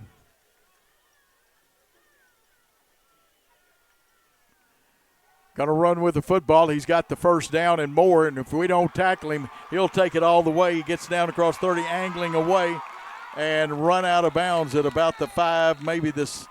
Yeah, it's going to, they're going to give him the 4. Check the replay out. Burks breaks through the middle for a Modern Woodsman first down, Eagles. First down for the Eagles by the run. That's Chuck Hutton Nissan first down.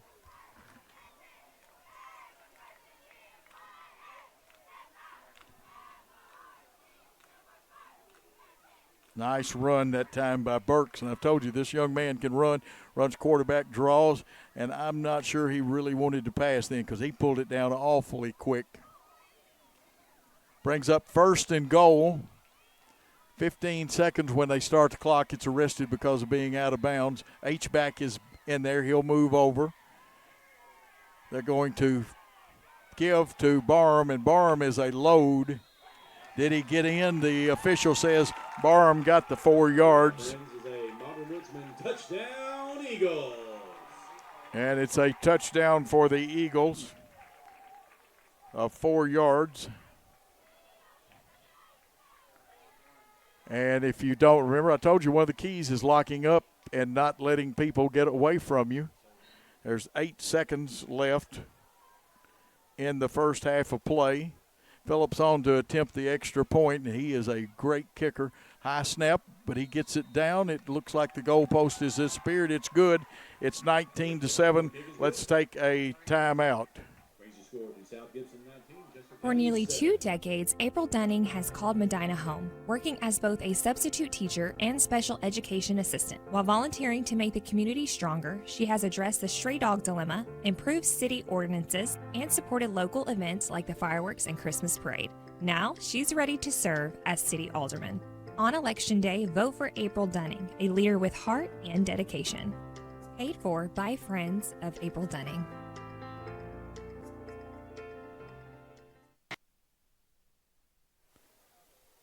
We are back. 8 seconds on the clock, and I told you Chester County is exciting, but to be honest with you, we did not do a good job of tackling Burks, who is shifty, quick, elusive. If you got any more adjectives, and you must tackle all the time, and you got to get people. Phillips came over. I don't think anybody brought him his tea, and all you young football players out there, doesn't matter which team you're on, help your kickers out. Now, he can directional kick. He also has a leg. He's capable of booting it to the end zone, but I think it looks like a directional kick. Let's see what he does with it, though. It's a line drive. That's even better. We don't handle it very good. Scott picks it up, and he runs with it. Or is that – yeah, that's Scott. Time will run out, and he is driven to the ground. And when you see a helmet come off like that, sometimes it's helped off, but the officials never make the call. So the half ends with the Hornets up 19-7, a 12-point lead. And we will be back with halftime.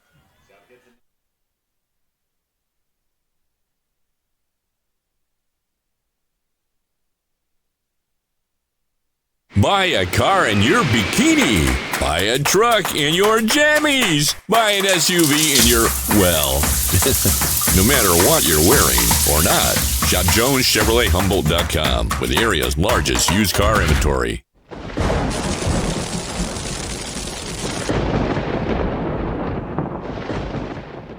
At Rep Local Lawrence Funeral Home, we provide gentle guidance and support during one of life's most challenging moments. Our dedicated team is here to help you create a meaningful and personalized tribute for your loved one. From arranging heartfelt services to handling all the details, we ensure every aspect is taken care of with the utmost respect and compassion. Trust us to be there for when it matters most. Call 731-783-3026 to speak with one of our experienced funeral directors. Rep Local Lawrence Funeral Home, a tradition of caring since 1925. At Foundation Bank, we love working with small businesses, and we serve them uniquely through truly local decision-making and underwriting. But we're more than a lender for your small business. We're also a source of financial counsel. Hey, running a small business can be hard and complex, but we can help. Let us learn more about your small business by visiting our website. It's foundationbank.org, or call us at the number on the screen. In the meantime, God bless you. Foundation Bank is a member FDIC, equal housing lender. Great American Sports. Make sports an addiction. Located at 125B Old Hickory Boulevard, East in Jackson. We specialize in team sports for youth leagues, schools, and churches. We can embroider and screen print team uniforms. We also have sports equipment, Under Armour and Adidas clothing, and anything else you need for your team sports. You can email or call us for all your team sports needs. Great American Sports. Make sports an addiction.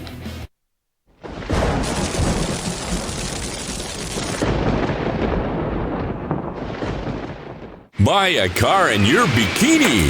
Buy a truck in your jammies. Buy an SUV in your, well, no matter what you're wearing or not. Shop JonesChevroletHumboldt.com with the area's largest used car inventory. Downtown is thriving and the Blacksmith Restaurant is leading the pack. From the rustic dining room to the unmatched patio, eating local with family is what we're about. Live local, eat local, relax local. King Jewelers is not your typical run-of-the-mill jewelry store. Grover is a certified jeweler with 35 years experience. This isn't just a jewelry store. It's an iconic symbol of love. How far would you go for love? King Jewelers, 16B Conrad Drive, Jackson.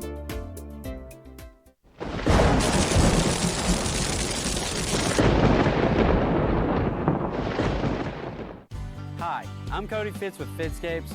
Our business's focus is on building your dream yard at your dream home. When designing our backyards, we always like to start with our pool and patio areas first, then we complement that with the landscaping, and we finish with the lawn for all of the outdoor entertaining needs. After installation is complete, we provide annual maintenance for all of your lawn care and landscaping needs. Fitscapes, let's build something beautiful.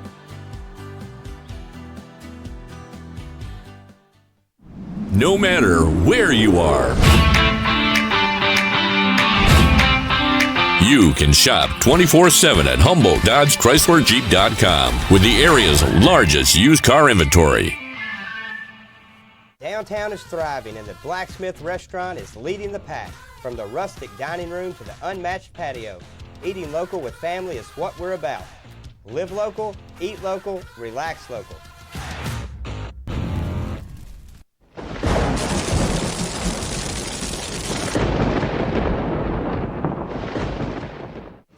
For over 60 years, King Tire Company has been your go-to source for quality tires and auto care. Since 1959, we've been proudly serving the Humboldt community from our East End Drive location. Whether you need tires, oil changes, alignments, brakes, and more, King Tire Company has you covered. Tires from the name brands you trust, and in all sizes from ATV to light truck and beyond. Stop by King Tire Company on East End Drive today, keeping Humboldt rolling since 1959. At Rep Local Lawrence Funeral Home, we provide gentle guidance and support during one of life's most challenging moments. Our dedicated team is here to help you create a meaningful and personalized tribute for your loved one. From arranging heartfelt services to handling all the details, we ensure every aspect is taken care of with the utmost respect and compassion. Trust us to be there for when it matters most. Call 731-783-3026 to speak with one of our experienced funeral directors. Rep Local Lawrence Funeral Home, a tradition of caring since 1925.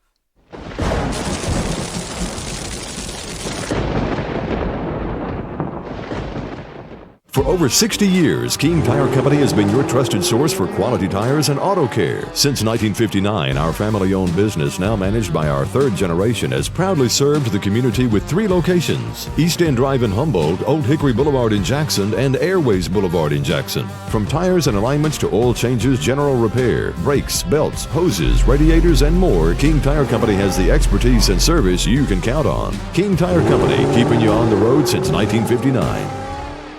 Hello, Medina friends and family. I'm Sammy Gilly, and I am your candidate for mayor of Medina. I am a conservative Christian with a proven track record as a leader. I've worked in public service in West Tennessee and Medina for 20 years. In those 20 years, I have gained the knowledge and relationships needed to be the leader a growing city like Medina needs. Through a community-oriented leadership model, I plan to bring the best out of Medina by showcasing community events that are family-friendly and promote local businesses. I have a proven record as an effective leader in public safety and will make sure Medina stays the best and safest city to live in West Tennessee. I humbly ask for your vote this November. For more information or to contact me, visit my Facebook page, Sammy Gilly for Medina Mayor 2024. Why rent an apartment when you can lease a home? The Summit in Jackson offers 2 and 3 bedroom single-family homes with lots of amenities. Enjoy the comfort and space in a gated community with smart technology, ADS security, and no maintenance. Short and long-term leases are available, so visit our website or call to schedule your tour today at the Summit in Jackson. No matter where you are, you can shop 24/7 at Humboldt Dodge Chrysler Jeep.com with the area's largest used car inventory.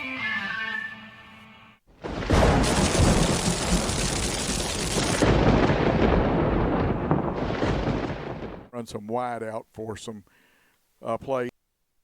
For over 60 years, King Tire Company has been a trusted name in quality tires and auto care, proudly serving the Jackson community for decades from our Old Hickory Boulevard location. With tires, alignments, oil changes, AC repairs, brakes, belts, hoses, radiator repair, and more. King Tire Company delivers the expertise and reliability you can depend on. Visit King Tire Company on Old Hickory Boulevard in Jackson today, where decades of experience meet top-notch service. Great American Sports, make sports an addiction. Located at 125B Old Hickory Boulevard, East in Jackson. We specialize in teen sports for youth leagues, schools, and churches. We can embroider and screen print team uniforms. We also have sports equipment, Under Armour, and Adidas clothing, and anything else you need for your teen sports. You can email or call us for all your teen sports needs. Great American Sports, make sports an addiction.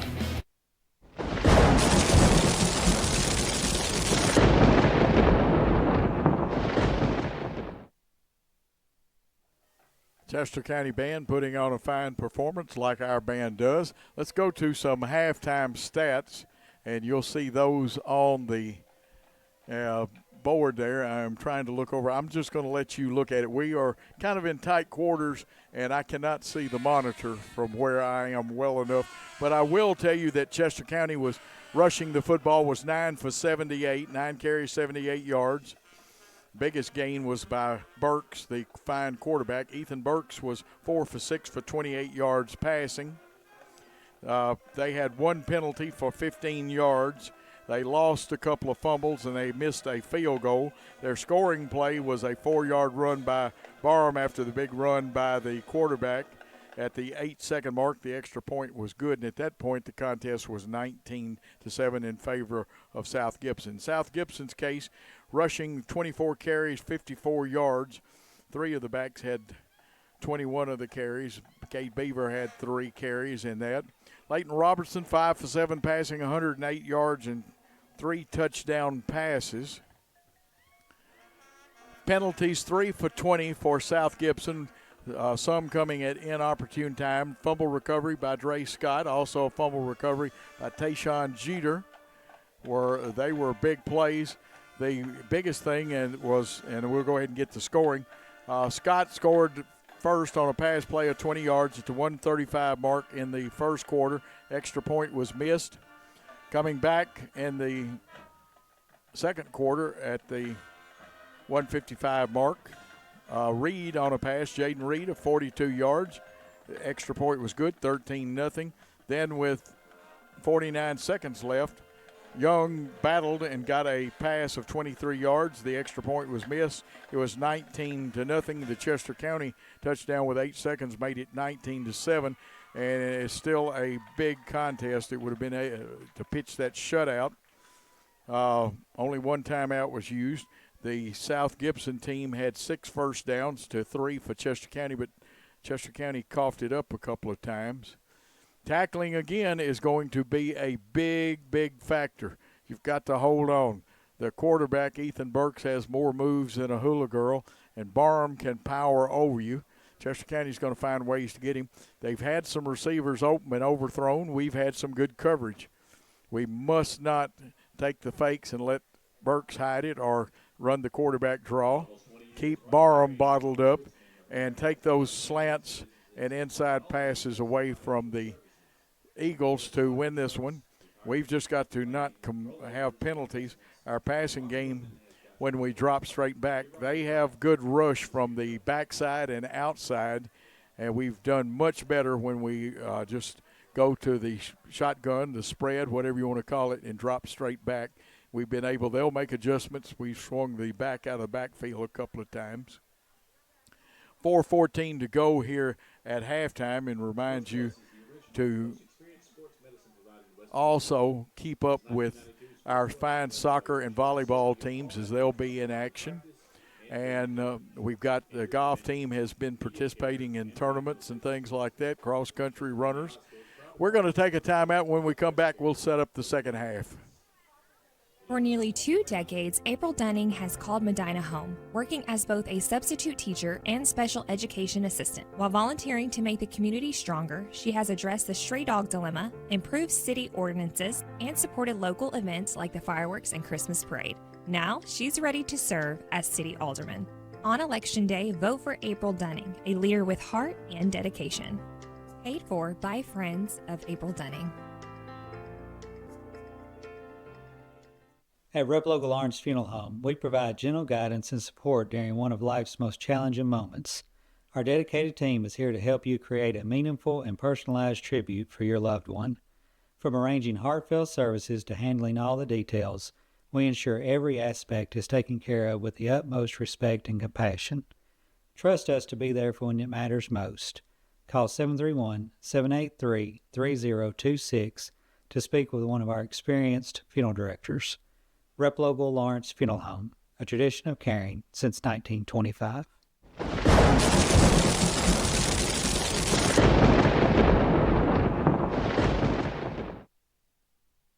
Back at halftime, and we're going to give you some of the great Worthy Road BallGame Blitz highlights. I will not be able to comment on most of them because, again, the screen, but here's the highlights. These are coming from Chuck Hutton Nissan.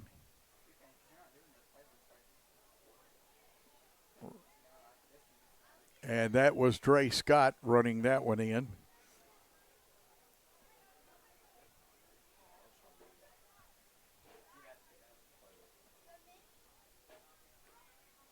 A great hit. We see we make him cough the football up, and getting on it was Scott. Got the first fumble recovery.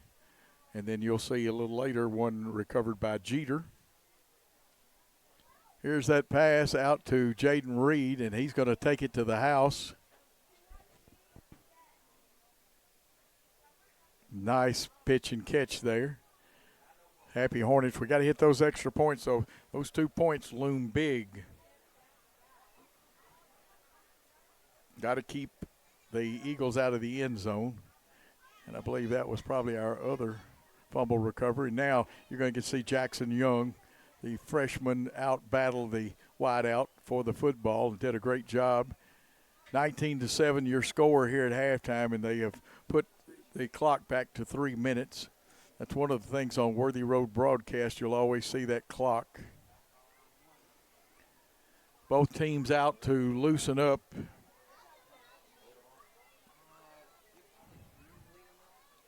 Let's take a timeout, and when we come back, we'll be ready for football action. For more than 60 years, King Tire Company has been your go-to source for quality tires and dependable auto care. Our Airways Boulevard location in Jackson has proudly served the community for decades, delivering the excellence you've come to rely on. Whether you need tires, oil changes, alignments, brakes, and more, King Tire Company has you covered. All tire sizes, ATV to light truck and beyond. Visit our Airways Boulevard location in Jackson today. King Tire Company, where long-standing tradition meets exceptional service. Let me tell you about the American dream. In 1974, I had $425 to my name. I bought 21 carpet remnants, rented an old lumber shed, and opened Deaton's Rug Barn on East College. I worked long hours with hope of taking care of my family. I'm so thankful to Jesus who changed my life. He gave me a dream.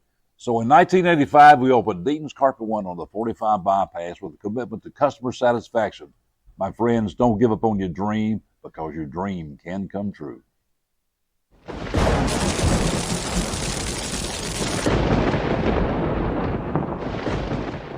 Hey Jackson, welcome to Chuck Hutton Nissan. The Chuck Hutton name has been on car dealerships since 1919, and we would love the opportunity to show you what we're all about. We're locally owned. Our business model is big inventory and big volume on new and used cars. Nissan has awarded us a huge inventory, and we're going to sell them to you at invoice. Just choose a car from our great selection, we'll pull out the invoice, and that's what you'll pay. We look forward to meeting you at Chuck Hutton Nissan, 495 Van Drive, Jackson, Tennessee.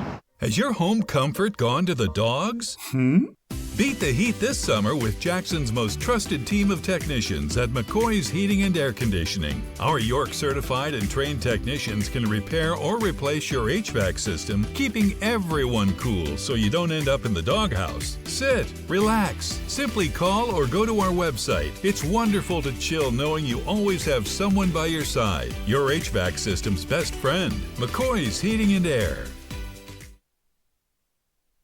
South Gibson will get the football to start the second half, and that fine line with center Wyatt Oliver, right guard Jack Smith, right tackle Max Pascal, left guard Parker Smith, left tackle Caden Faust, along with their backups Michael Gibson, Dylan Cuthbertson, Hunter Harris, Caden Perez, Matthew Landry.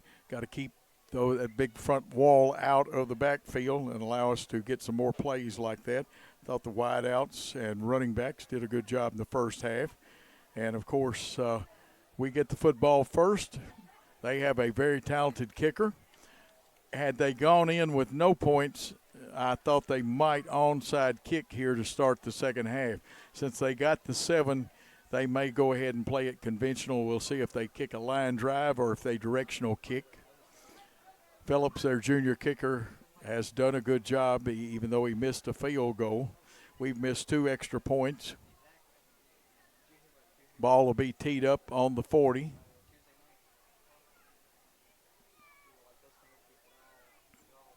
Looks like Phillips is going to put his tee down. It won't be on the right hash mark, but it'll be about 1.5 yards to 2 yards. Let's say 2 yards from the right hash mark.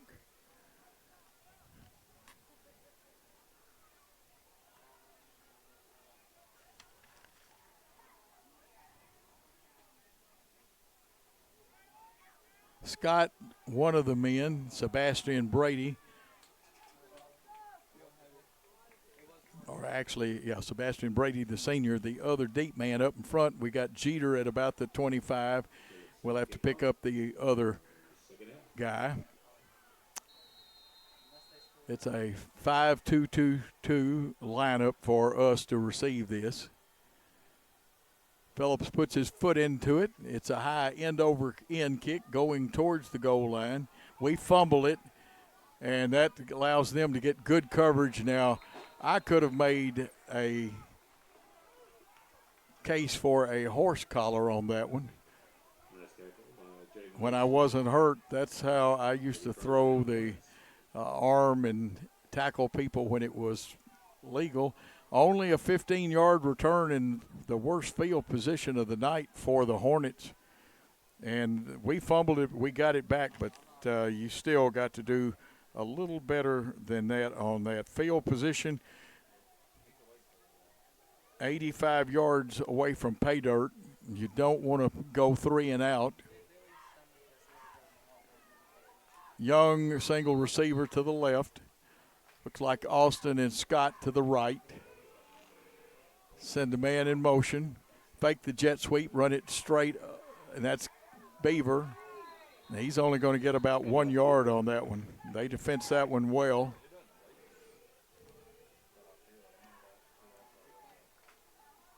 They're going to give him 2 with the spot, a generous spot there. So 4 carries for 21 yards, but it brings up 2nd and 8.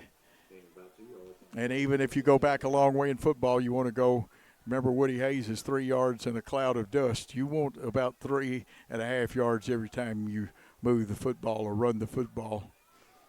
Passing, you obviously are hoping for more than that. Same formation.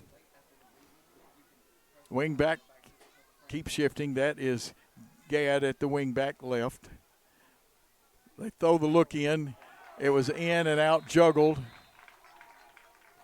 that time, so it's incomplete, and that's going to bring up 3rd and a long, and you really don't want to be punting in this situation.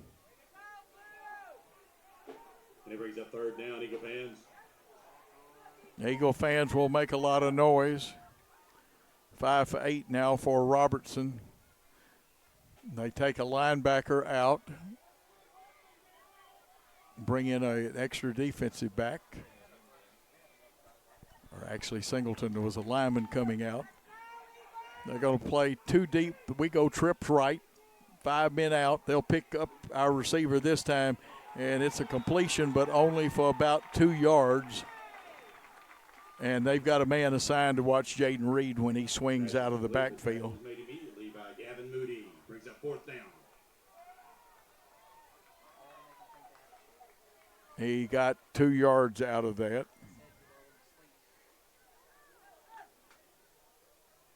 And it's 4th and about 6, maybe 7, closer to 7. Young's the punter, a rugby-style punter. They'll rush hard from the right side of our offensive line, the left side of the defensive line. Man in motion.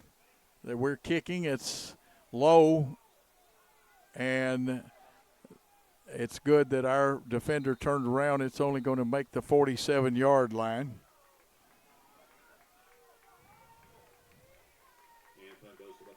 But no return, but Chester County with excellent field position.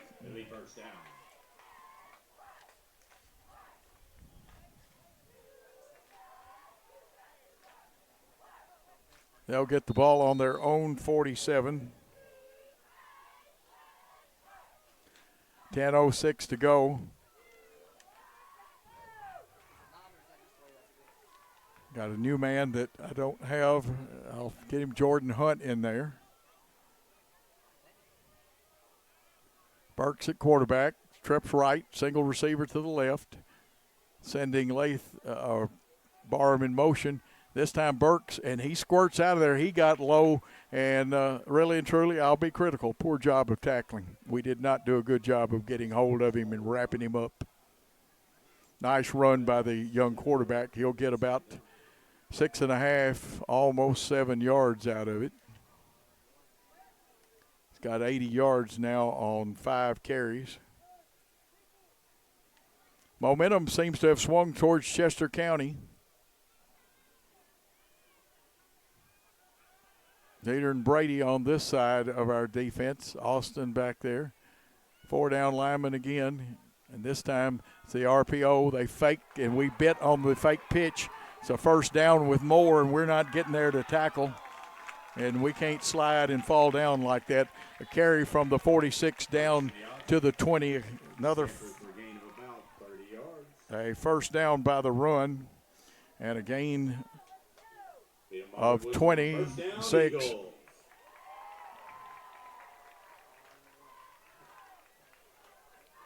So 106 yards for that young man, and he faked us out of our britches then. Trips left. Ethan Burks, the quarterback. Trips left against our – now this time the snap gets over. He does the wise thing and covers the football back about the 32-yard line. Oh, they're going to give him a good spot, spotted at the 31. It's not debatable. It's probably the right call. So a loss of 11 there. But you didn't lose possession of the football. 7 carries now for 95 yards. That comes off his rushing total. It'll bring up second and about 21 yards. Wide side of the field to the left, as you see on your screen. They bring Jaden Williams to the right, a different wide out. We shift a little bit. Only a 4-man rush. They throw to Williams. That one is low. It wouldn't have been complete even if he'd come up with it.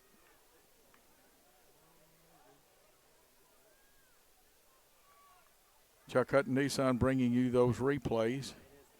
Burke's pass intended for Williams is incomplete. Comes up third down. This is 4-down territory, although with the nice leg that Phillips has got, they could even attempt one. Jordan coming back in, and Jaden Williams coming back out. Jordan Hunt, that is.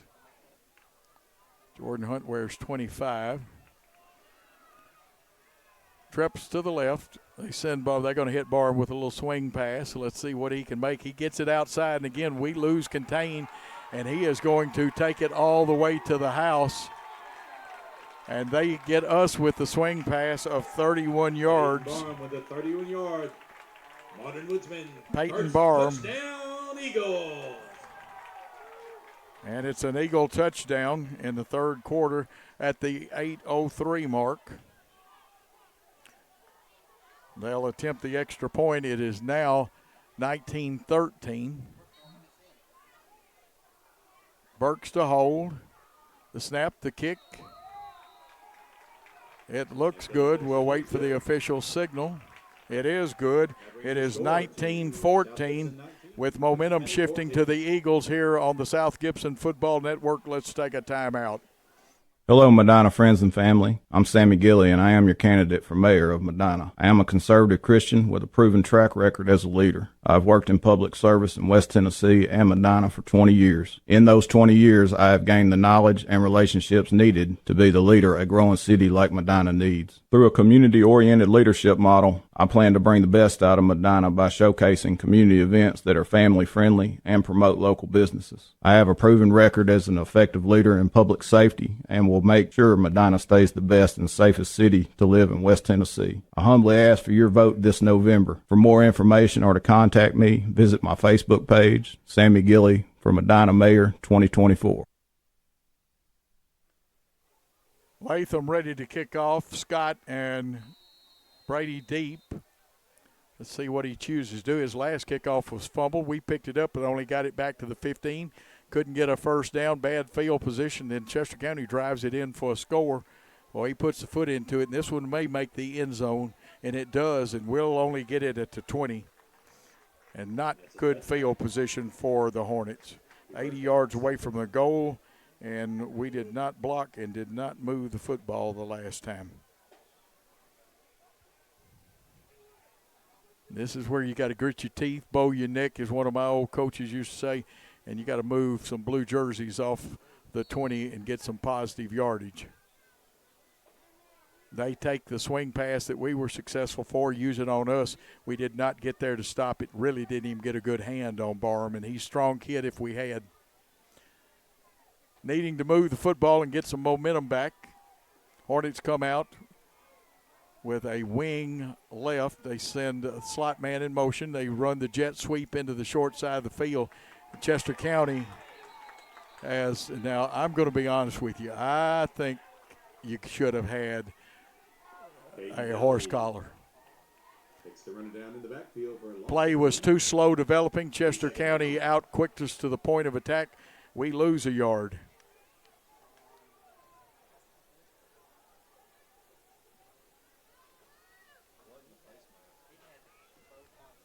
Well, it should have been a horse collar, gentlemen. We're discussing the merits of it.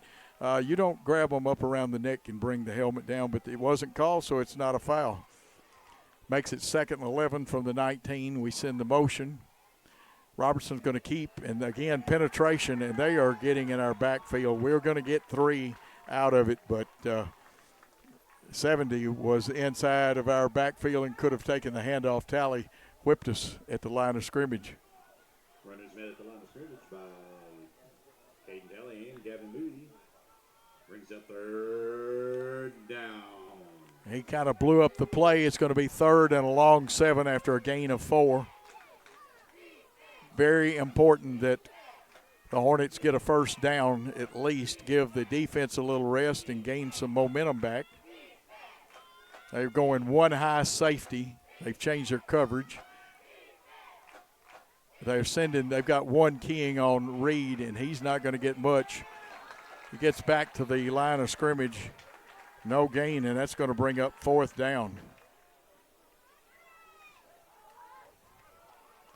Pass is complete. Their safety. Now we could send him in motion and possibly run a post pattern across the middle because they've got nobody in the middle of the field, but we can't now. We've got a punting situation. They've shortened up their receiver back to the back. Looks like they're going to put Welch back there. Here we go with the motion to try to. They checked us out. Young is going to run with it. And they stayed at home. He's going to get a yard, but we're going to turn the ball over in our territory. Fake punt is not successful. Landon Lewis hits him for the turnover on downs. It's Eagle ball. It is Eagle football, and they are 25 yards away from a go-ahead touchdown because we've missed 2 extra points. Now the Hornet defense will have to rise up and smite the Eagles down. And they have had the best of it the last couple of possessions they had. Peyton Barham comes out with Burks, Ethan Burks, the quarterback. Swing pass to Barham again, and again, we get there with a little better coverage, but we still gave up too many yards, about a 4-yard pickup. We've got an injured Hornet. About 3 yards, brings up 2nd down. That is Austin, who is limping off. Hopefully it's nothing serious. Maybe a cramp or a bruise. I don't know.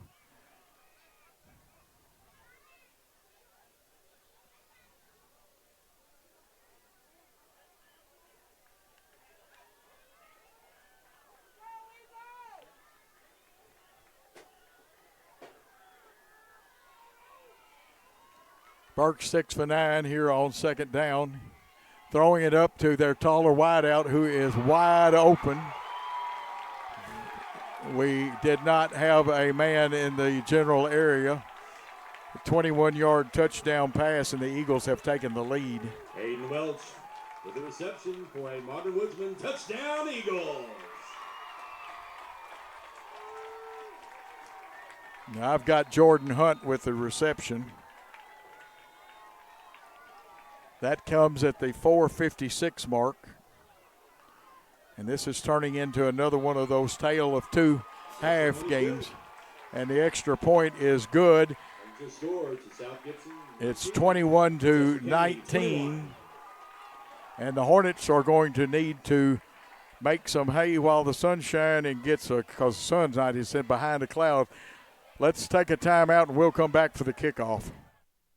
At the Willows, we believe that your loved one should feel at home. Our boutique assisted living community provides top-tier, personalized care in a comfortable and welcoming setting. With the support of trusted physicians, nurses, and staff, we ensure every resident feels cherished. Learn more at willowsofjackson.com or call 731-207-0686. That's 731-207-0686. The Willows, because family matters. Small mental mistakes and a few things like that killing us right now. Now you've got to show, as the old movie was called, True Grit. Phillips blasted the last one in the end zone, and we've moved back a step or two, and he's capable of hitting it again. Very good kicker. He's fired up, the adrenaline flowing. If you saw him after he kicked the extra point, he was really fired up. Eagles are fired up. Hornets got to make something happen. You can kiss this one goodbye. It's a home run, meaning it went all the way to the end zone. And again, Bad field position for the Hornets, again starting 80 yards away from their goal line.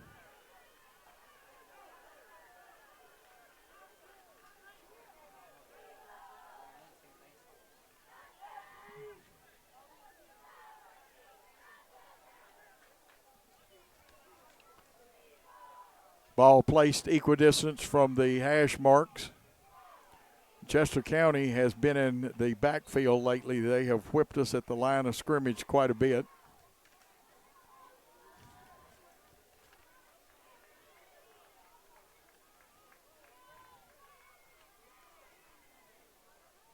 They got a flexed tackle. Watch for that. Here's Beaver. But again, too many people beating their blocks and being in the backfield. And like I said, you're playing against a team that is fired up and inspired. And Beaver did a good job of making 2 yards out of nothing. Be second and about 20. Well, be second and 8.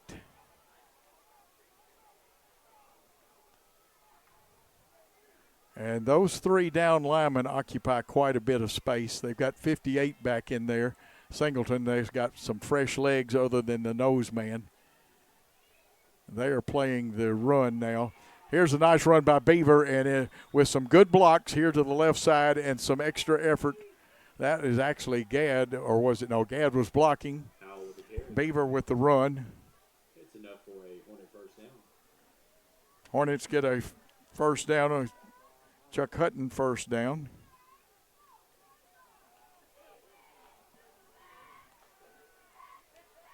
Robertson's got his play with 19 on the play clock, bringing Jackson Young to the left. Gadd is on the line as a tight end to the right. One blocking back, 2 tight ends. Here's the running back. That looks like Howell running that time. Max Howell, who can run hard. Matthew Howell. I called him Max. Max Howell's a friend of mine in broadcasting.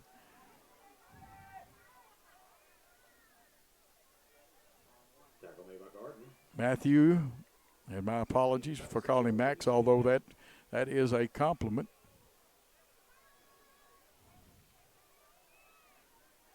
And that may have been him running. I couldn't see the one. I wished our numbers were solid black, but they're not. They're orange, which fits the motif. Oh, this time 70 slowed it up, but I'm going to tell you what, the blockers stayed with their blocks on the right side, and Matthew Howell ground out 4 tough yards. He's probably, well, the spot's okay. We'll live with it.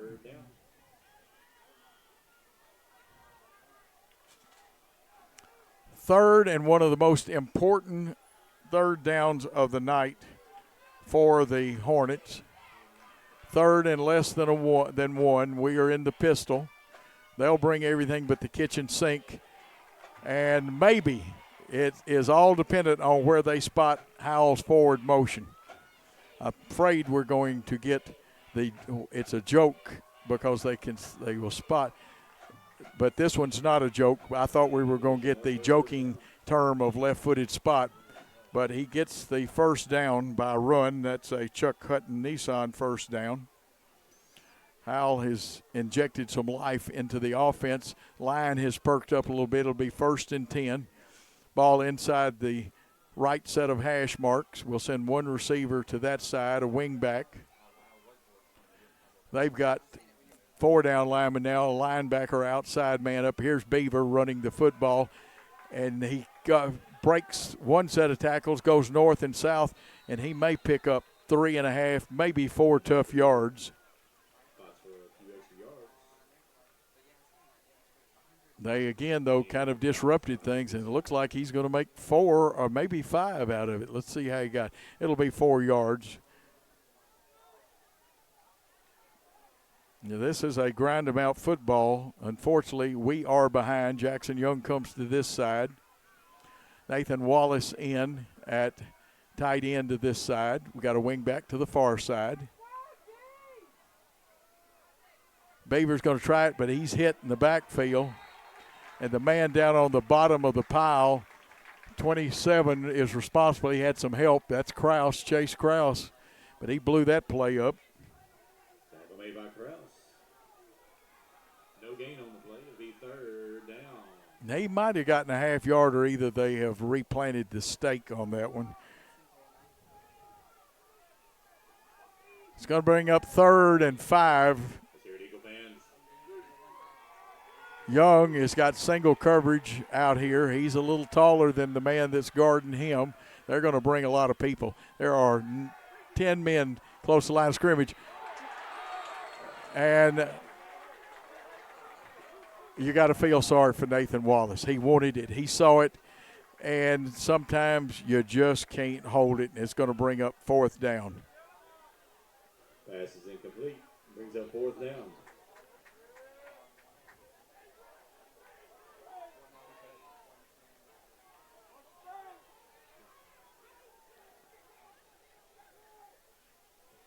Seven passes complete, 11 incomplete. Young, it's back to punt. They'll send back number 2 for them. That is Welch, Aiden Welch, a senior. This is a team that's got 16 seniors. They make the most of them. They got some very good juniors too. Again, the low end-over-end kick, bounding, rolling. It'll roll out of bounds about the 21 or 22. Only the officials, and they try to form like a triangle to triangulate it to get the proper spot.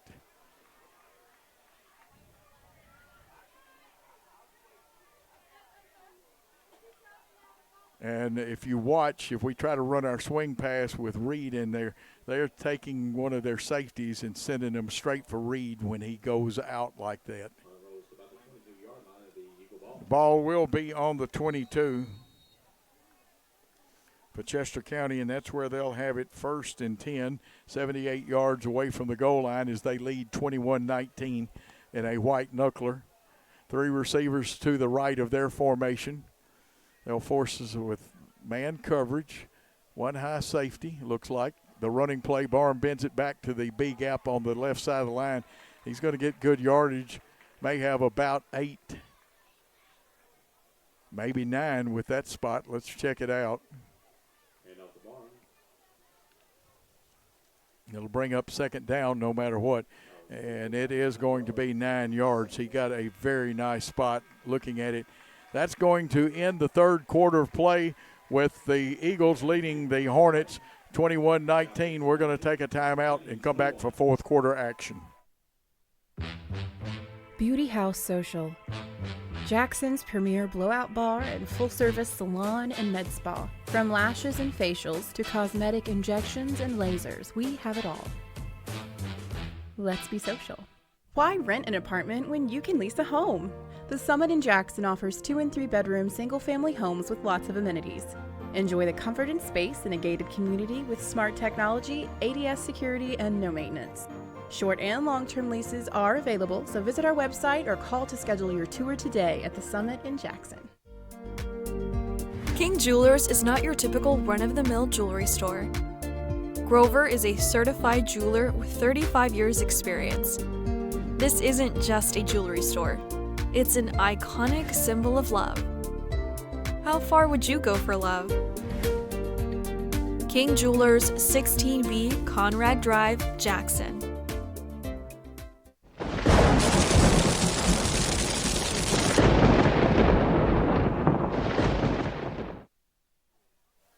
And we are back here for 4th quarter action. 2nd and 1 from the 31. They're going to give to Barham, and they run the RPO. Barham should have the 1st down and a couple of yards to spare.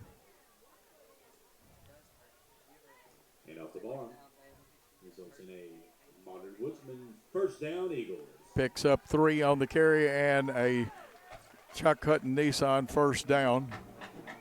Be 1st and 10 from the 34. Eagles controlling the football. They have the lead. They have the football. We go to 3 down linemen.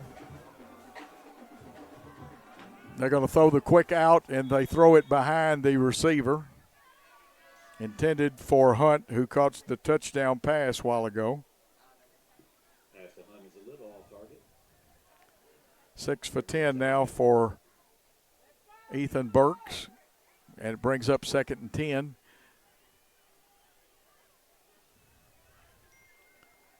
They send Robinson, or is that Edgeston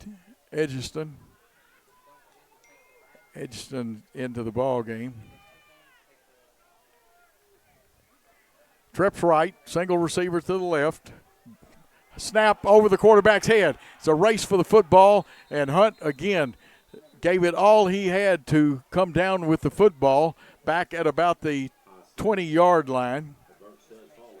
A loss of 14. Well, that was Burks. So he lost 14 on that. And it's going to bring up third and a $2 cab ride, which means it's a long way to go, 3rd and 24. It's just an old expression. I know cab rides would cost more than that now. You probably have to get Uber, 3 down linemen, 8 men in coverage. They're going to run the keeper with Burks. He ran the RPO. He read it that way, and Burks is going to actually get tackled for a half-yard loss. And it'll be 4th down. Now, this is an opportunity for the Hornets. They should get the football in good field position. Let's see if Beaver, who is back, will handle it or let it roll. No gain on play. Does force a punt. Phillips, a very good punter and kicker. We've got a little pressure. We're showing pressure now. We back out of it. Fair rush up the middle, and Beaver will have to get away from it. He'll have to let it roll. And it takes a great Chester County roll down to the Hornet 39. And that's where the Hornets will take over 1st and 10, needing to move that football. So it's about the 39-yard line. 61 yards away from the goal line. It'll be 1st down, South Gibson. Hornets get their play. They're coming. This Eagle defense has picked up steam. We started moving the football with the passing game quite well, but now we're not getting them blocked. They bring their starter, Gardner, back out there at 1 down lineman. Talley has played most of the plays. That looks like Singleton is going to be out there. And also they've got their other big man. They've gone to 4 down. A linebacker walked up. They've got 11 people within 8 yards. We fumbled the football and getting back on it, but losing yardage looks like that was Reed.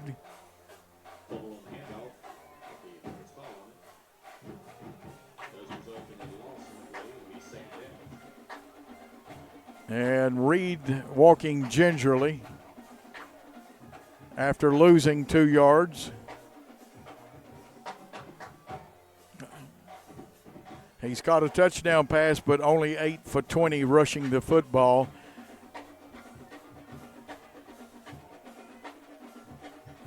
Pistol formation.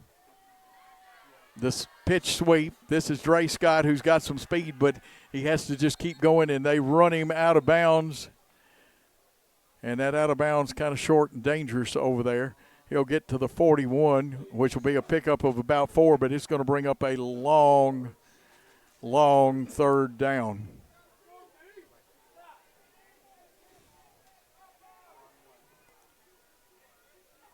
Scott gets back what we lost plus a couple of yards to spare, and it's going to make it 3rd and a long 8. Ball at the 41. Got to get to the 49 to get a 1st down. Singleton back in. Looks like the linebacker Moody has come out. We send a man in motion. We wanted to throw that pass and the pass to the swing back, but they are jumping whoever comes out, and that one was incomplete, and it's going to bring up 4th down. 7 for 12 passing and a punting situation, and that is a long 8.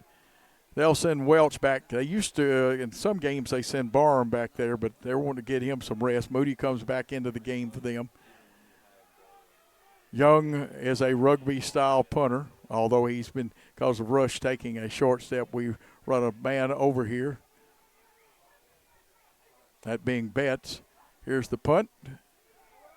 It's going to hit. Let's see if it'll take a bounce for South Gibson. It does. It'll roll down to about the 23-yard line, maybe the 22. and it did make the 22. But, again, Chester County has the football with 9:03 to go in this contest. Got to have some big defensive plays. Down the 22-yard line of the first down, Eagles.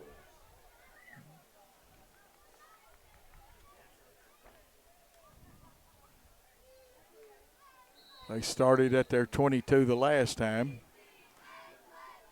See Welch coming out for them.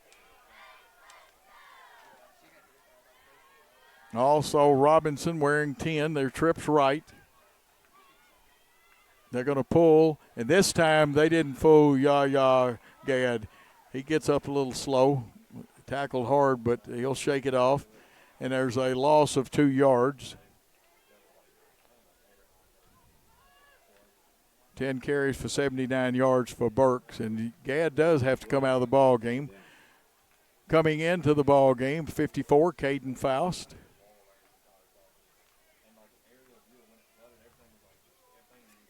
Welch and Robinson to the right. There's one more receiver with them, and that may be Trice.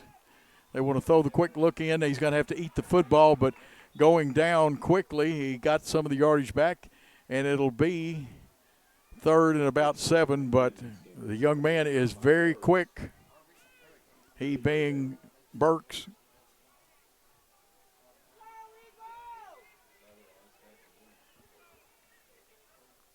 $11 carries for 86 yards. 3rd and 7. Williams comes to this side. The same 3 go to the right, and now they send. They're going to want to throw the swing pass. Here is Burks breaking free. We missed him, and now it's a foot race. And a touchdown saving tackle that time by Matthew Austin. That is one of the big plays of the ball game. Burks with the keeper. And that will be a Modern Woodman first down, Eagle. 37-yard pickup and another Chuck Hutton Nissan first down.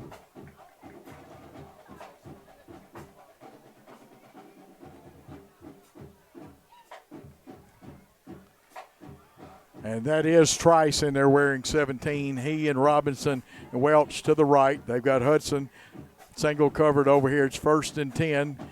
The Hornet 38, the read option.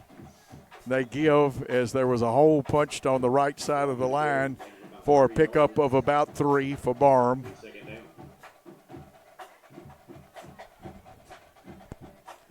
Chester County feeling very good about themselves, and they should. They've moved the football. They've wiggled out of, and right now I would say that Ethan Burks has more moves than a hula girl. He's pretty good at running the read option. Coming into the ball game for them is Leland, Jeremiah Leland. We'll see where he lines up. He's probably a wide out. No, he's going to take the running back spot from Barham, give him a breather. 2nd and 8. Ball snapped, and a lot of miscommunication. And let's see how they sort it out. It should be a loss of yardage on that.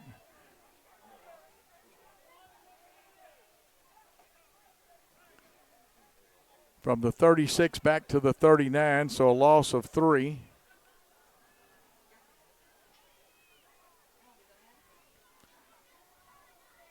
Brings up 3rd and 11.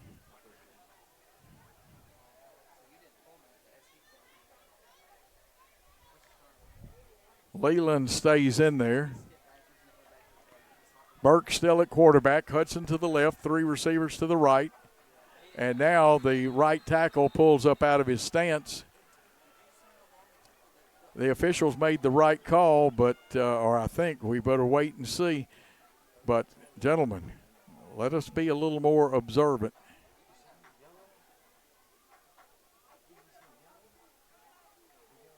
I don't like what I see.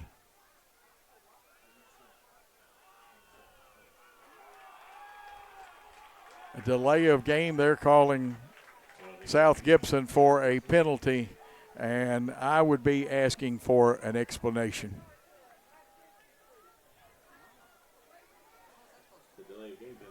That delay of game is one of the, no. He can say he can make whatever excuse he wants. Now that brings it back to a manageable 3rd and 6. Barham back in there. They can swing him. They can run the RPO. Hunt will read what the defense does.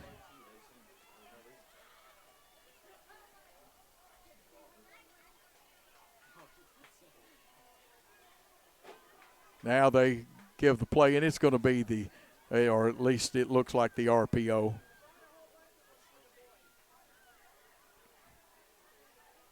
And it is. And Hunt stumbles out of there. He fakes to Barham, and he has the right to pull it and keep it. It'll make it 4th down. Trouble is they're in 4-down territory, though. 4th down and about 7. Maybe 8, but it'd be a short 8 if it is. Scoreboard says 8, but it's closer to 7. Big play here. Several things that Chester County can do. They can come back and run the RPO again. They can run the swing pass. We have not covered it well. They'll go trips right with Robinson and Trice out there along with Hudson to the left. High snap, but they're going to throw the pass over the middle, complete to Hudson. He's going to take it to the house, 36 yards for the touchdown on I call it a mini post. It's not really a true slant. Touchdown, Eagles. That is Hunt, not Hudson. Pass play of 36 yards here in the 4th quarter. 4:57 to go in the 4th quarter. Leading 27-19. Extra point attempt coming with Phillips to kick. Kick is up. The goalposts have disappeared. It is 28-19 with 4 minutes, 57 seconds to go. We'll be back on the South Gibson Network after this.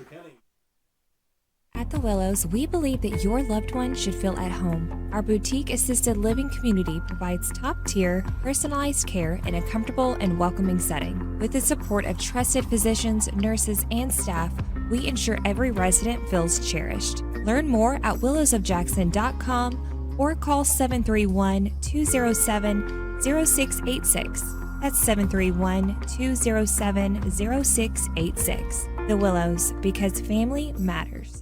Hey Jackson, welcome to Chuck Hutton Nissan. The Chuck Hutton name has been on car dealerships since 1919, and we would love the opportunity to show you what we're all about. We're locally owned. Our business model is big inventory and big volume on new and used cars. Nissan has awarded us a huge inventory, and we're going to sell them to you at invoice. Just choose a car from our great selection, we'll pull out the invoice, and that's what you'll pay. We look forward to meeting you at Chuck Hutton Nissan, 495 Van Drive, Jackson, Tennessee. Back for the kickoff after a nice throw and catch. Burks to Hunt. A questionable call that could have been right if one of our men, and it's deep. It's going to go in the end zone, and we'll start 80 yards away with only 4:57 to put something on the board, and we need 2 scores here. It's an 11-point game. Those 2 extra points are looming very, very big right now, because you would have to have a touchdown, a 2-point conversion, and a field goal just to tie this contest up. And my math is wrong. It is 19. Okay, you would need a touchdown and still need a field goal to tie it up. You could go for the extra point, but we've got to score quick, and we really have not moved the football well in the second half. We'll go back to trips right. No tight end, 1 receiver. Going to send a man in motion, flood it, but they send a linebacker. It's Young. They're going to play jump ball out here. And the hand going up, good job by the shorter Welch, and he had his hand up right at the right time, and an incomplete pass. 7 for 13 now for the Hornets, and it's 2nd and 10 from their own 20. They're going to take our swing pass away. They've got somebody assigned to Jaden Reed or whoever's at tailback. Again, 3 receivers to the right. Forward wall, they've got 4 down linemen, and they're pinning their ears back and coming. They're not even worried about the run. And they did, and that looked like Singleton with a tackle for a loss of about 6 yards. Number kind of what? It was not Singleton. It was actually Jeremiah Gardner, the starting down lineman on that side. Brings up third down. It's going to bring up 3rd and 15. Robertson pocket collapsing, and that one is trapped, incomplete, almost an interception. 7 for 14 now, and 4-14. Hornets, well, let's see if they go for it. We would have liked to have run a reverse. They're going to bring the punting team out there.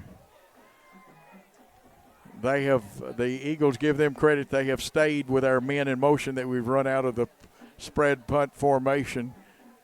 They send Welch back. They are going to play punt safe.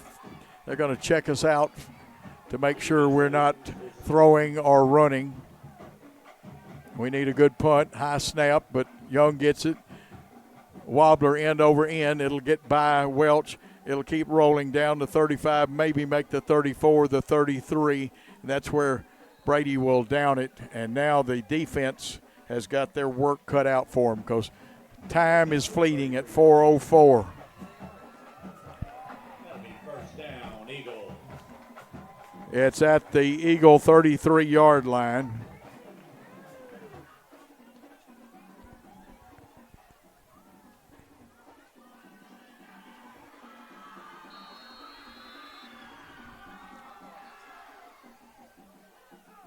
Got to watch for the RPO and also whether you want to call it a slant or a post pattern. Hunt has done a good job. They're going to bring Trice to this single receiver set. He is single covered because we're having to watch the running play. It's the pistol. They go straight ahead. Good push. Barham almost broke a tackle and still is going to get good yardage from the 33 down to about the 38-yard line, so a pickup of 5, and now they're going to use as much time as they can. 2nd and 5.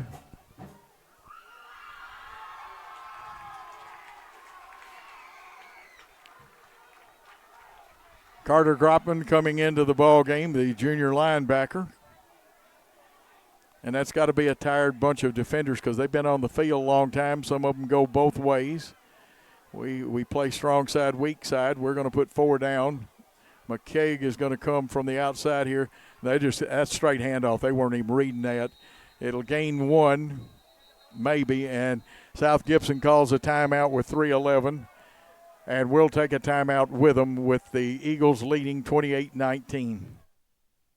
For nearly 2 decades, April Dunning has called Medina home, working as both a substitute teacher and special education assistant. While volunteering to make the community stronger, she has addressed the stray dog dilemma, improved city ordinances, and supported local events like the fireworks and Christmas parade. Now, she's ready to serve as city alderman. On Election Day, vote for April Dunning, a leader with heart and dedication. Paid for by friends of April Dunning. Buy a car in your bikini. Buy a truck in your jammies. Buy an SUV in your, well, no matter what you're wearing or not. Shop JonesChevroletHumboldt.com with the area's largest used car inventory. Beauty House Social. Jackson's premier blowout bar and full-service salon and med spa. From lashes and facials to cosmetic injections and lasers, we have it all. Let's be social. 3rd and 4 is the official spot of the football. They fake, and here's Hunt, or actually it's Burks. Will he get there? He got it. The hesitation, he goes out of bounds, but a first down, a very important first down. Burks with a keeper. Nice fake keeper. We missed the tackle. First down, Eagles. It's a first down, Eagles, and now we only have 2 timeouts left to stop the clock with. That stops it. Well, I thought it went out of bounds. They say he stayed in, and the clock is not arrested.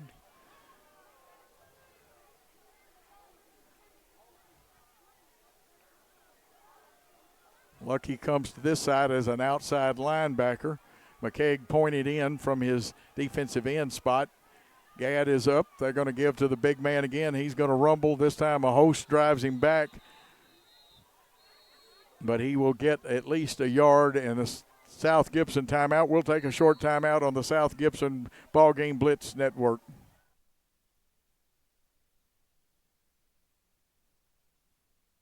At the Willows, we believe that your loved one should feel at home. Our boutique assisted living community provides top-tier, personalized care in a comfortable and welcoming setting. With the support of trusted physicians, nurses, and staff, we ensure every resident feels cherished. Learn more at willowsofjackson.com or call 731-207-0686. That's 731-207-0686. The Willows, because family matters.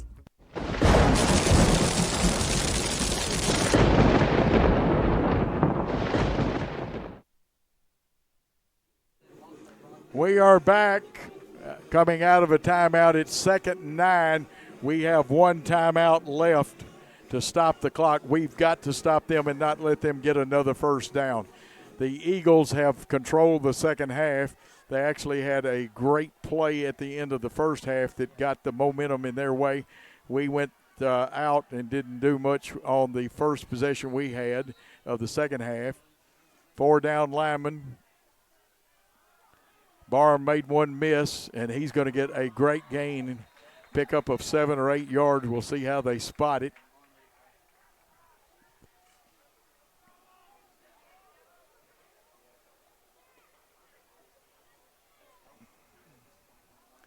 And it looks like that the Hornets have used their last timeout. And actually Chester County could afford to use their two plays up to get that yard and a half, maybe 2 yards.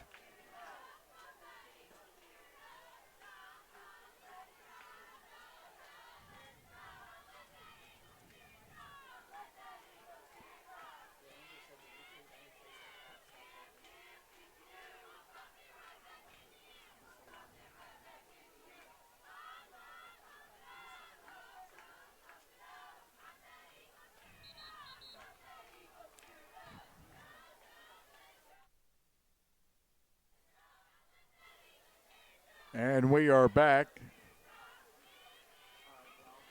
Big 3rd and 2. You know they're probably going to run the RPO. They'll either give it to Barham or Hunt will pull it. H-back shifts. They're just going to run a keeper with the quarterback. And he's made a man miss. He's got the first down at about the 38. 8-yard pickup. And we cannot stop the clock anymore. First down, Eagles. It's a first down, a Chuck Hutton first down for the Eagles.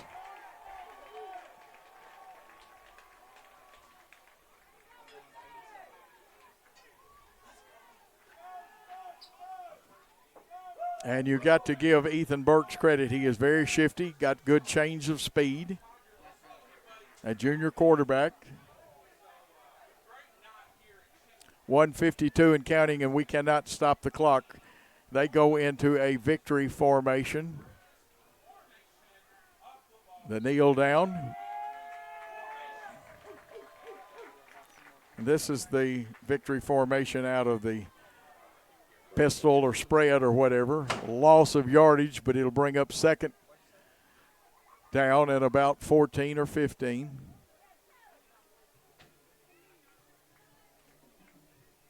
They won't snap the football till it gets down inside of 5 seconds probably. For the play clock, it's at 1:14. You can watch it on our great clock of Worthy Road Studios. We'll remind you that this broadcast is a copyright broadcast. Here's their version of the victory formation with a safety back deep, snapped over his head, but he goes down. All he's got to do is field it, and he's going to lose about 7. But that doesn't matter. Again, we cannot stop the clock.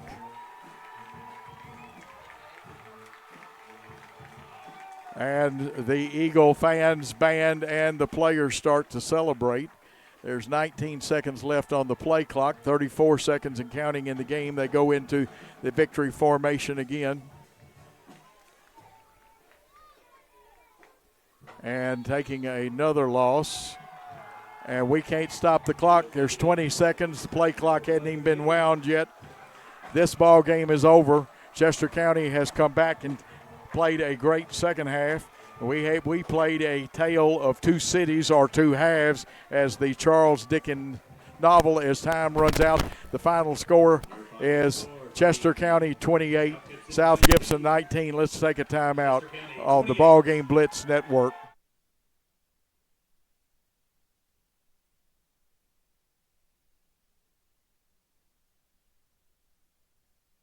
Has your home comfort gone to the dogs?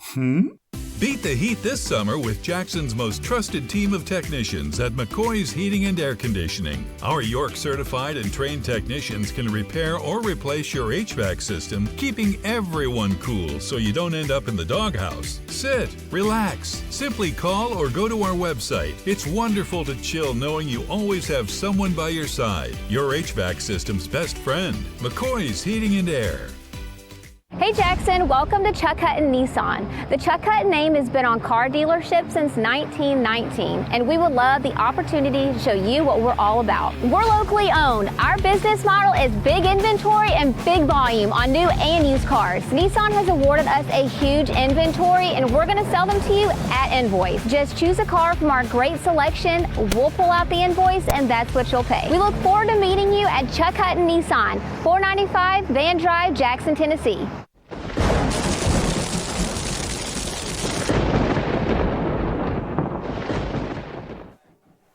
We are back here on the BallGame Blitz Network, and of course South Gibson.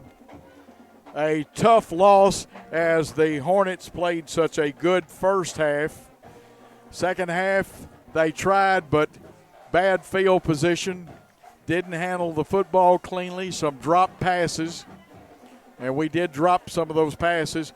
The Chester County front wall was dominant, along with some linebackers that came at certain times, and they went back and forth from 3 to 4 down linemen.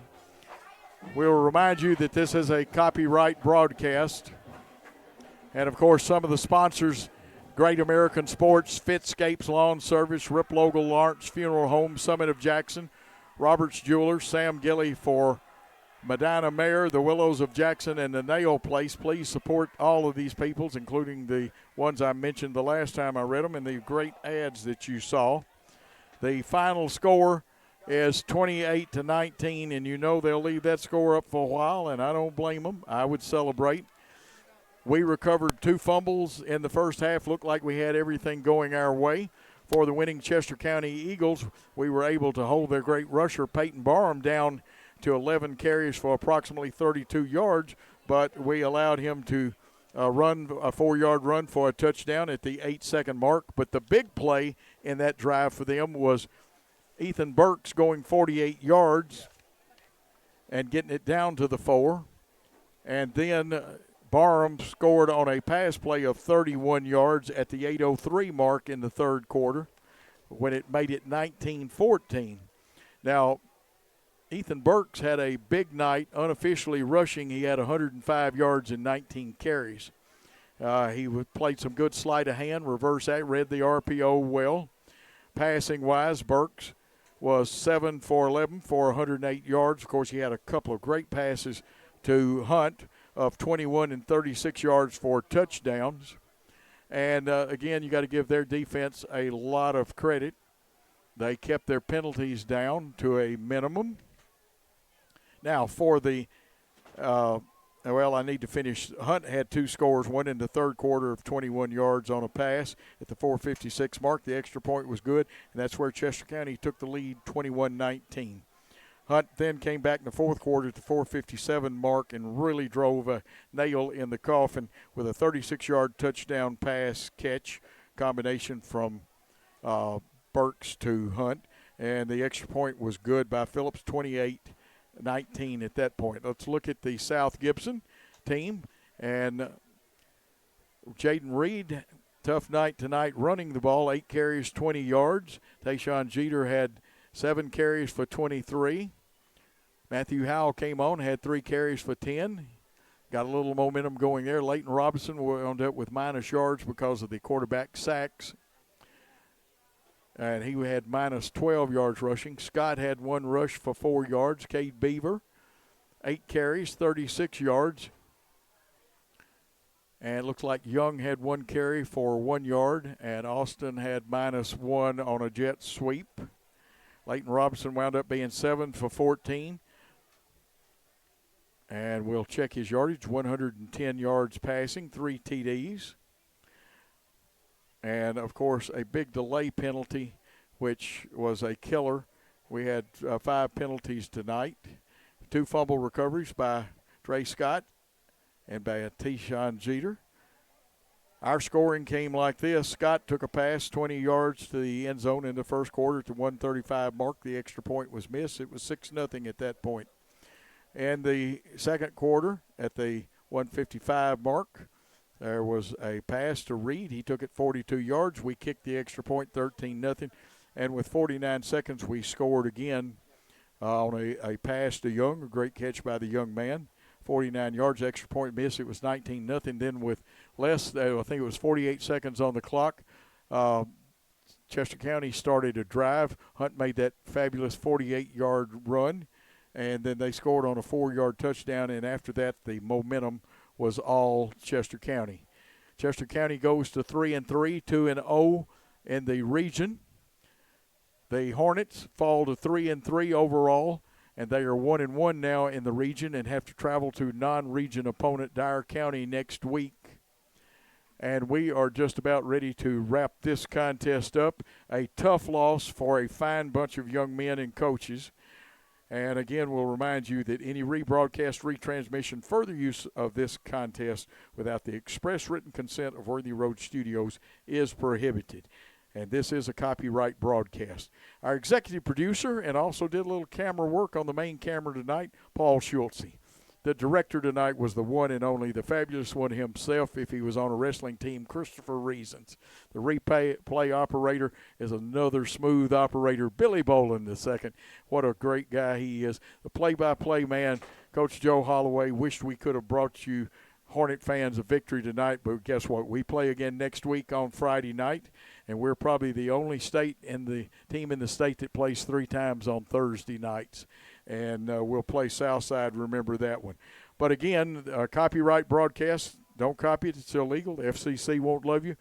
Please support our sponsors. Tell these men that did this ball game for you that you are proud of what they did. Tell those players you appreciate them, you believe in them.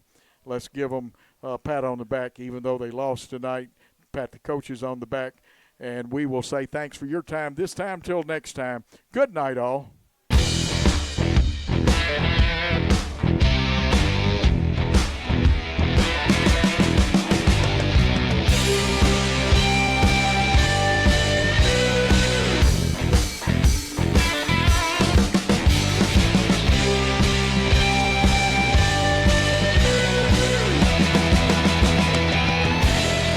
The award-winning BallGame Blitz Sports Network from Worthy Road Studios. Over 1 million views in 2023. We're where you need to advertise. Subscribe to our YouTube channel and join over 4,700 subscribers watching local sports. The Jackson Rockabillys, Union University, South Gibson County, USJ, TCA, and Peabody. Multi-camera broadcasts, slow-motion instant replay, on-screen scoreboard and graphics, and professional announcers. Thanks to our sponsors who make it all possible. The BallGame Blitz Sports Network from Worthy Road Studios. The premier sports broadcast network in West Tennessee.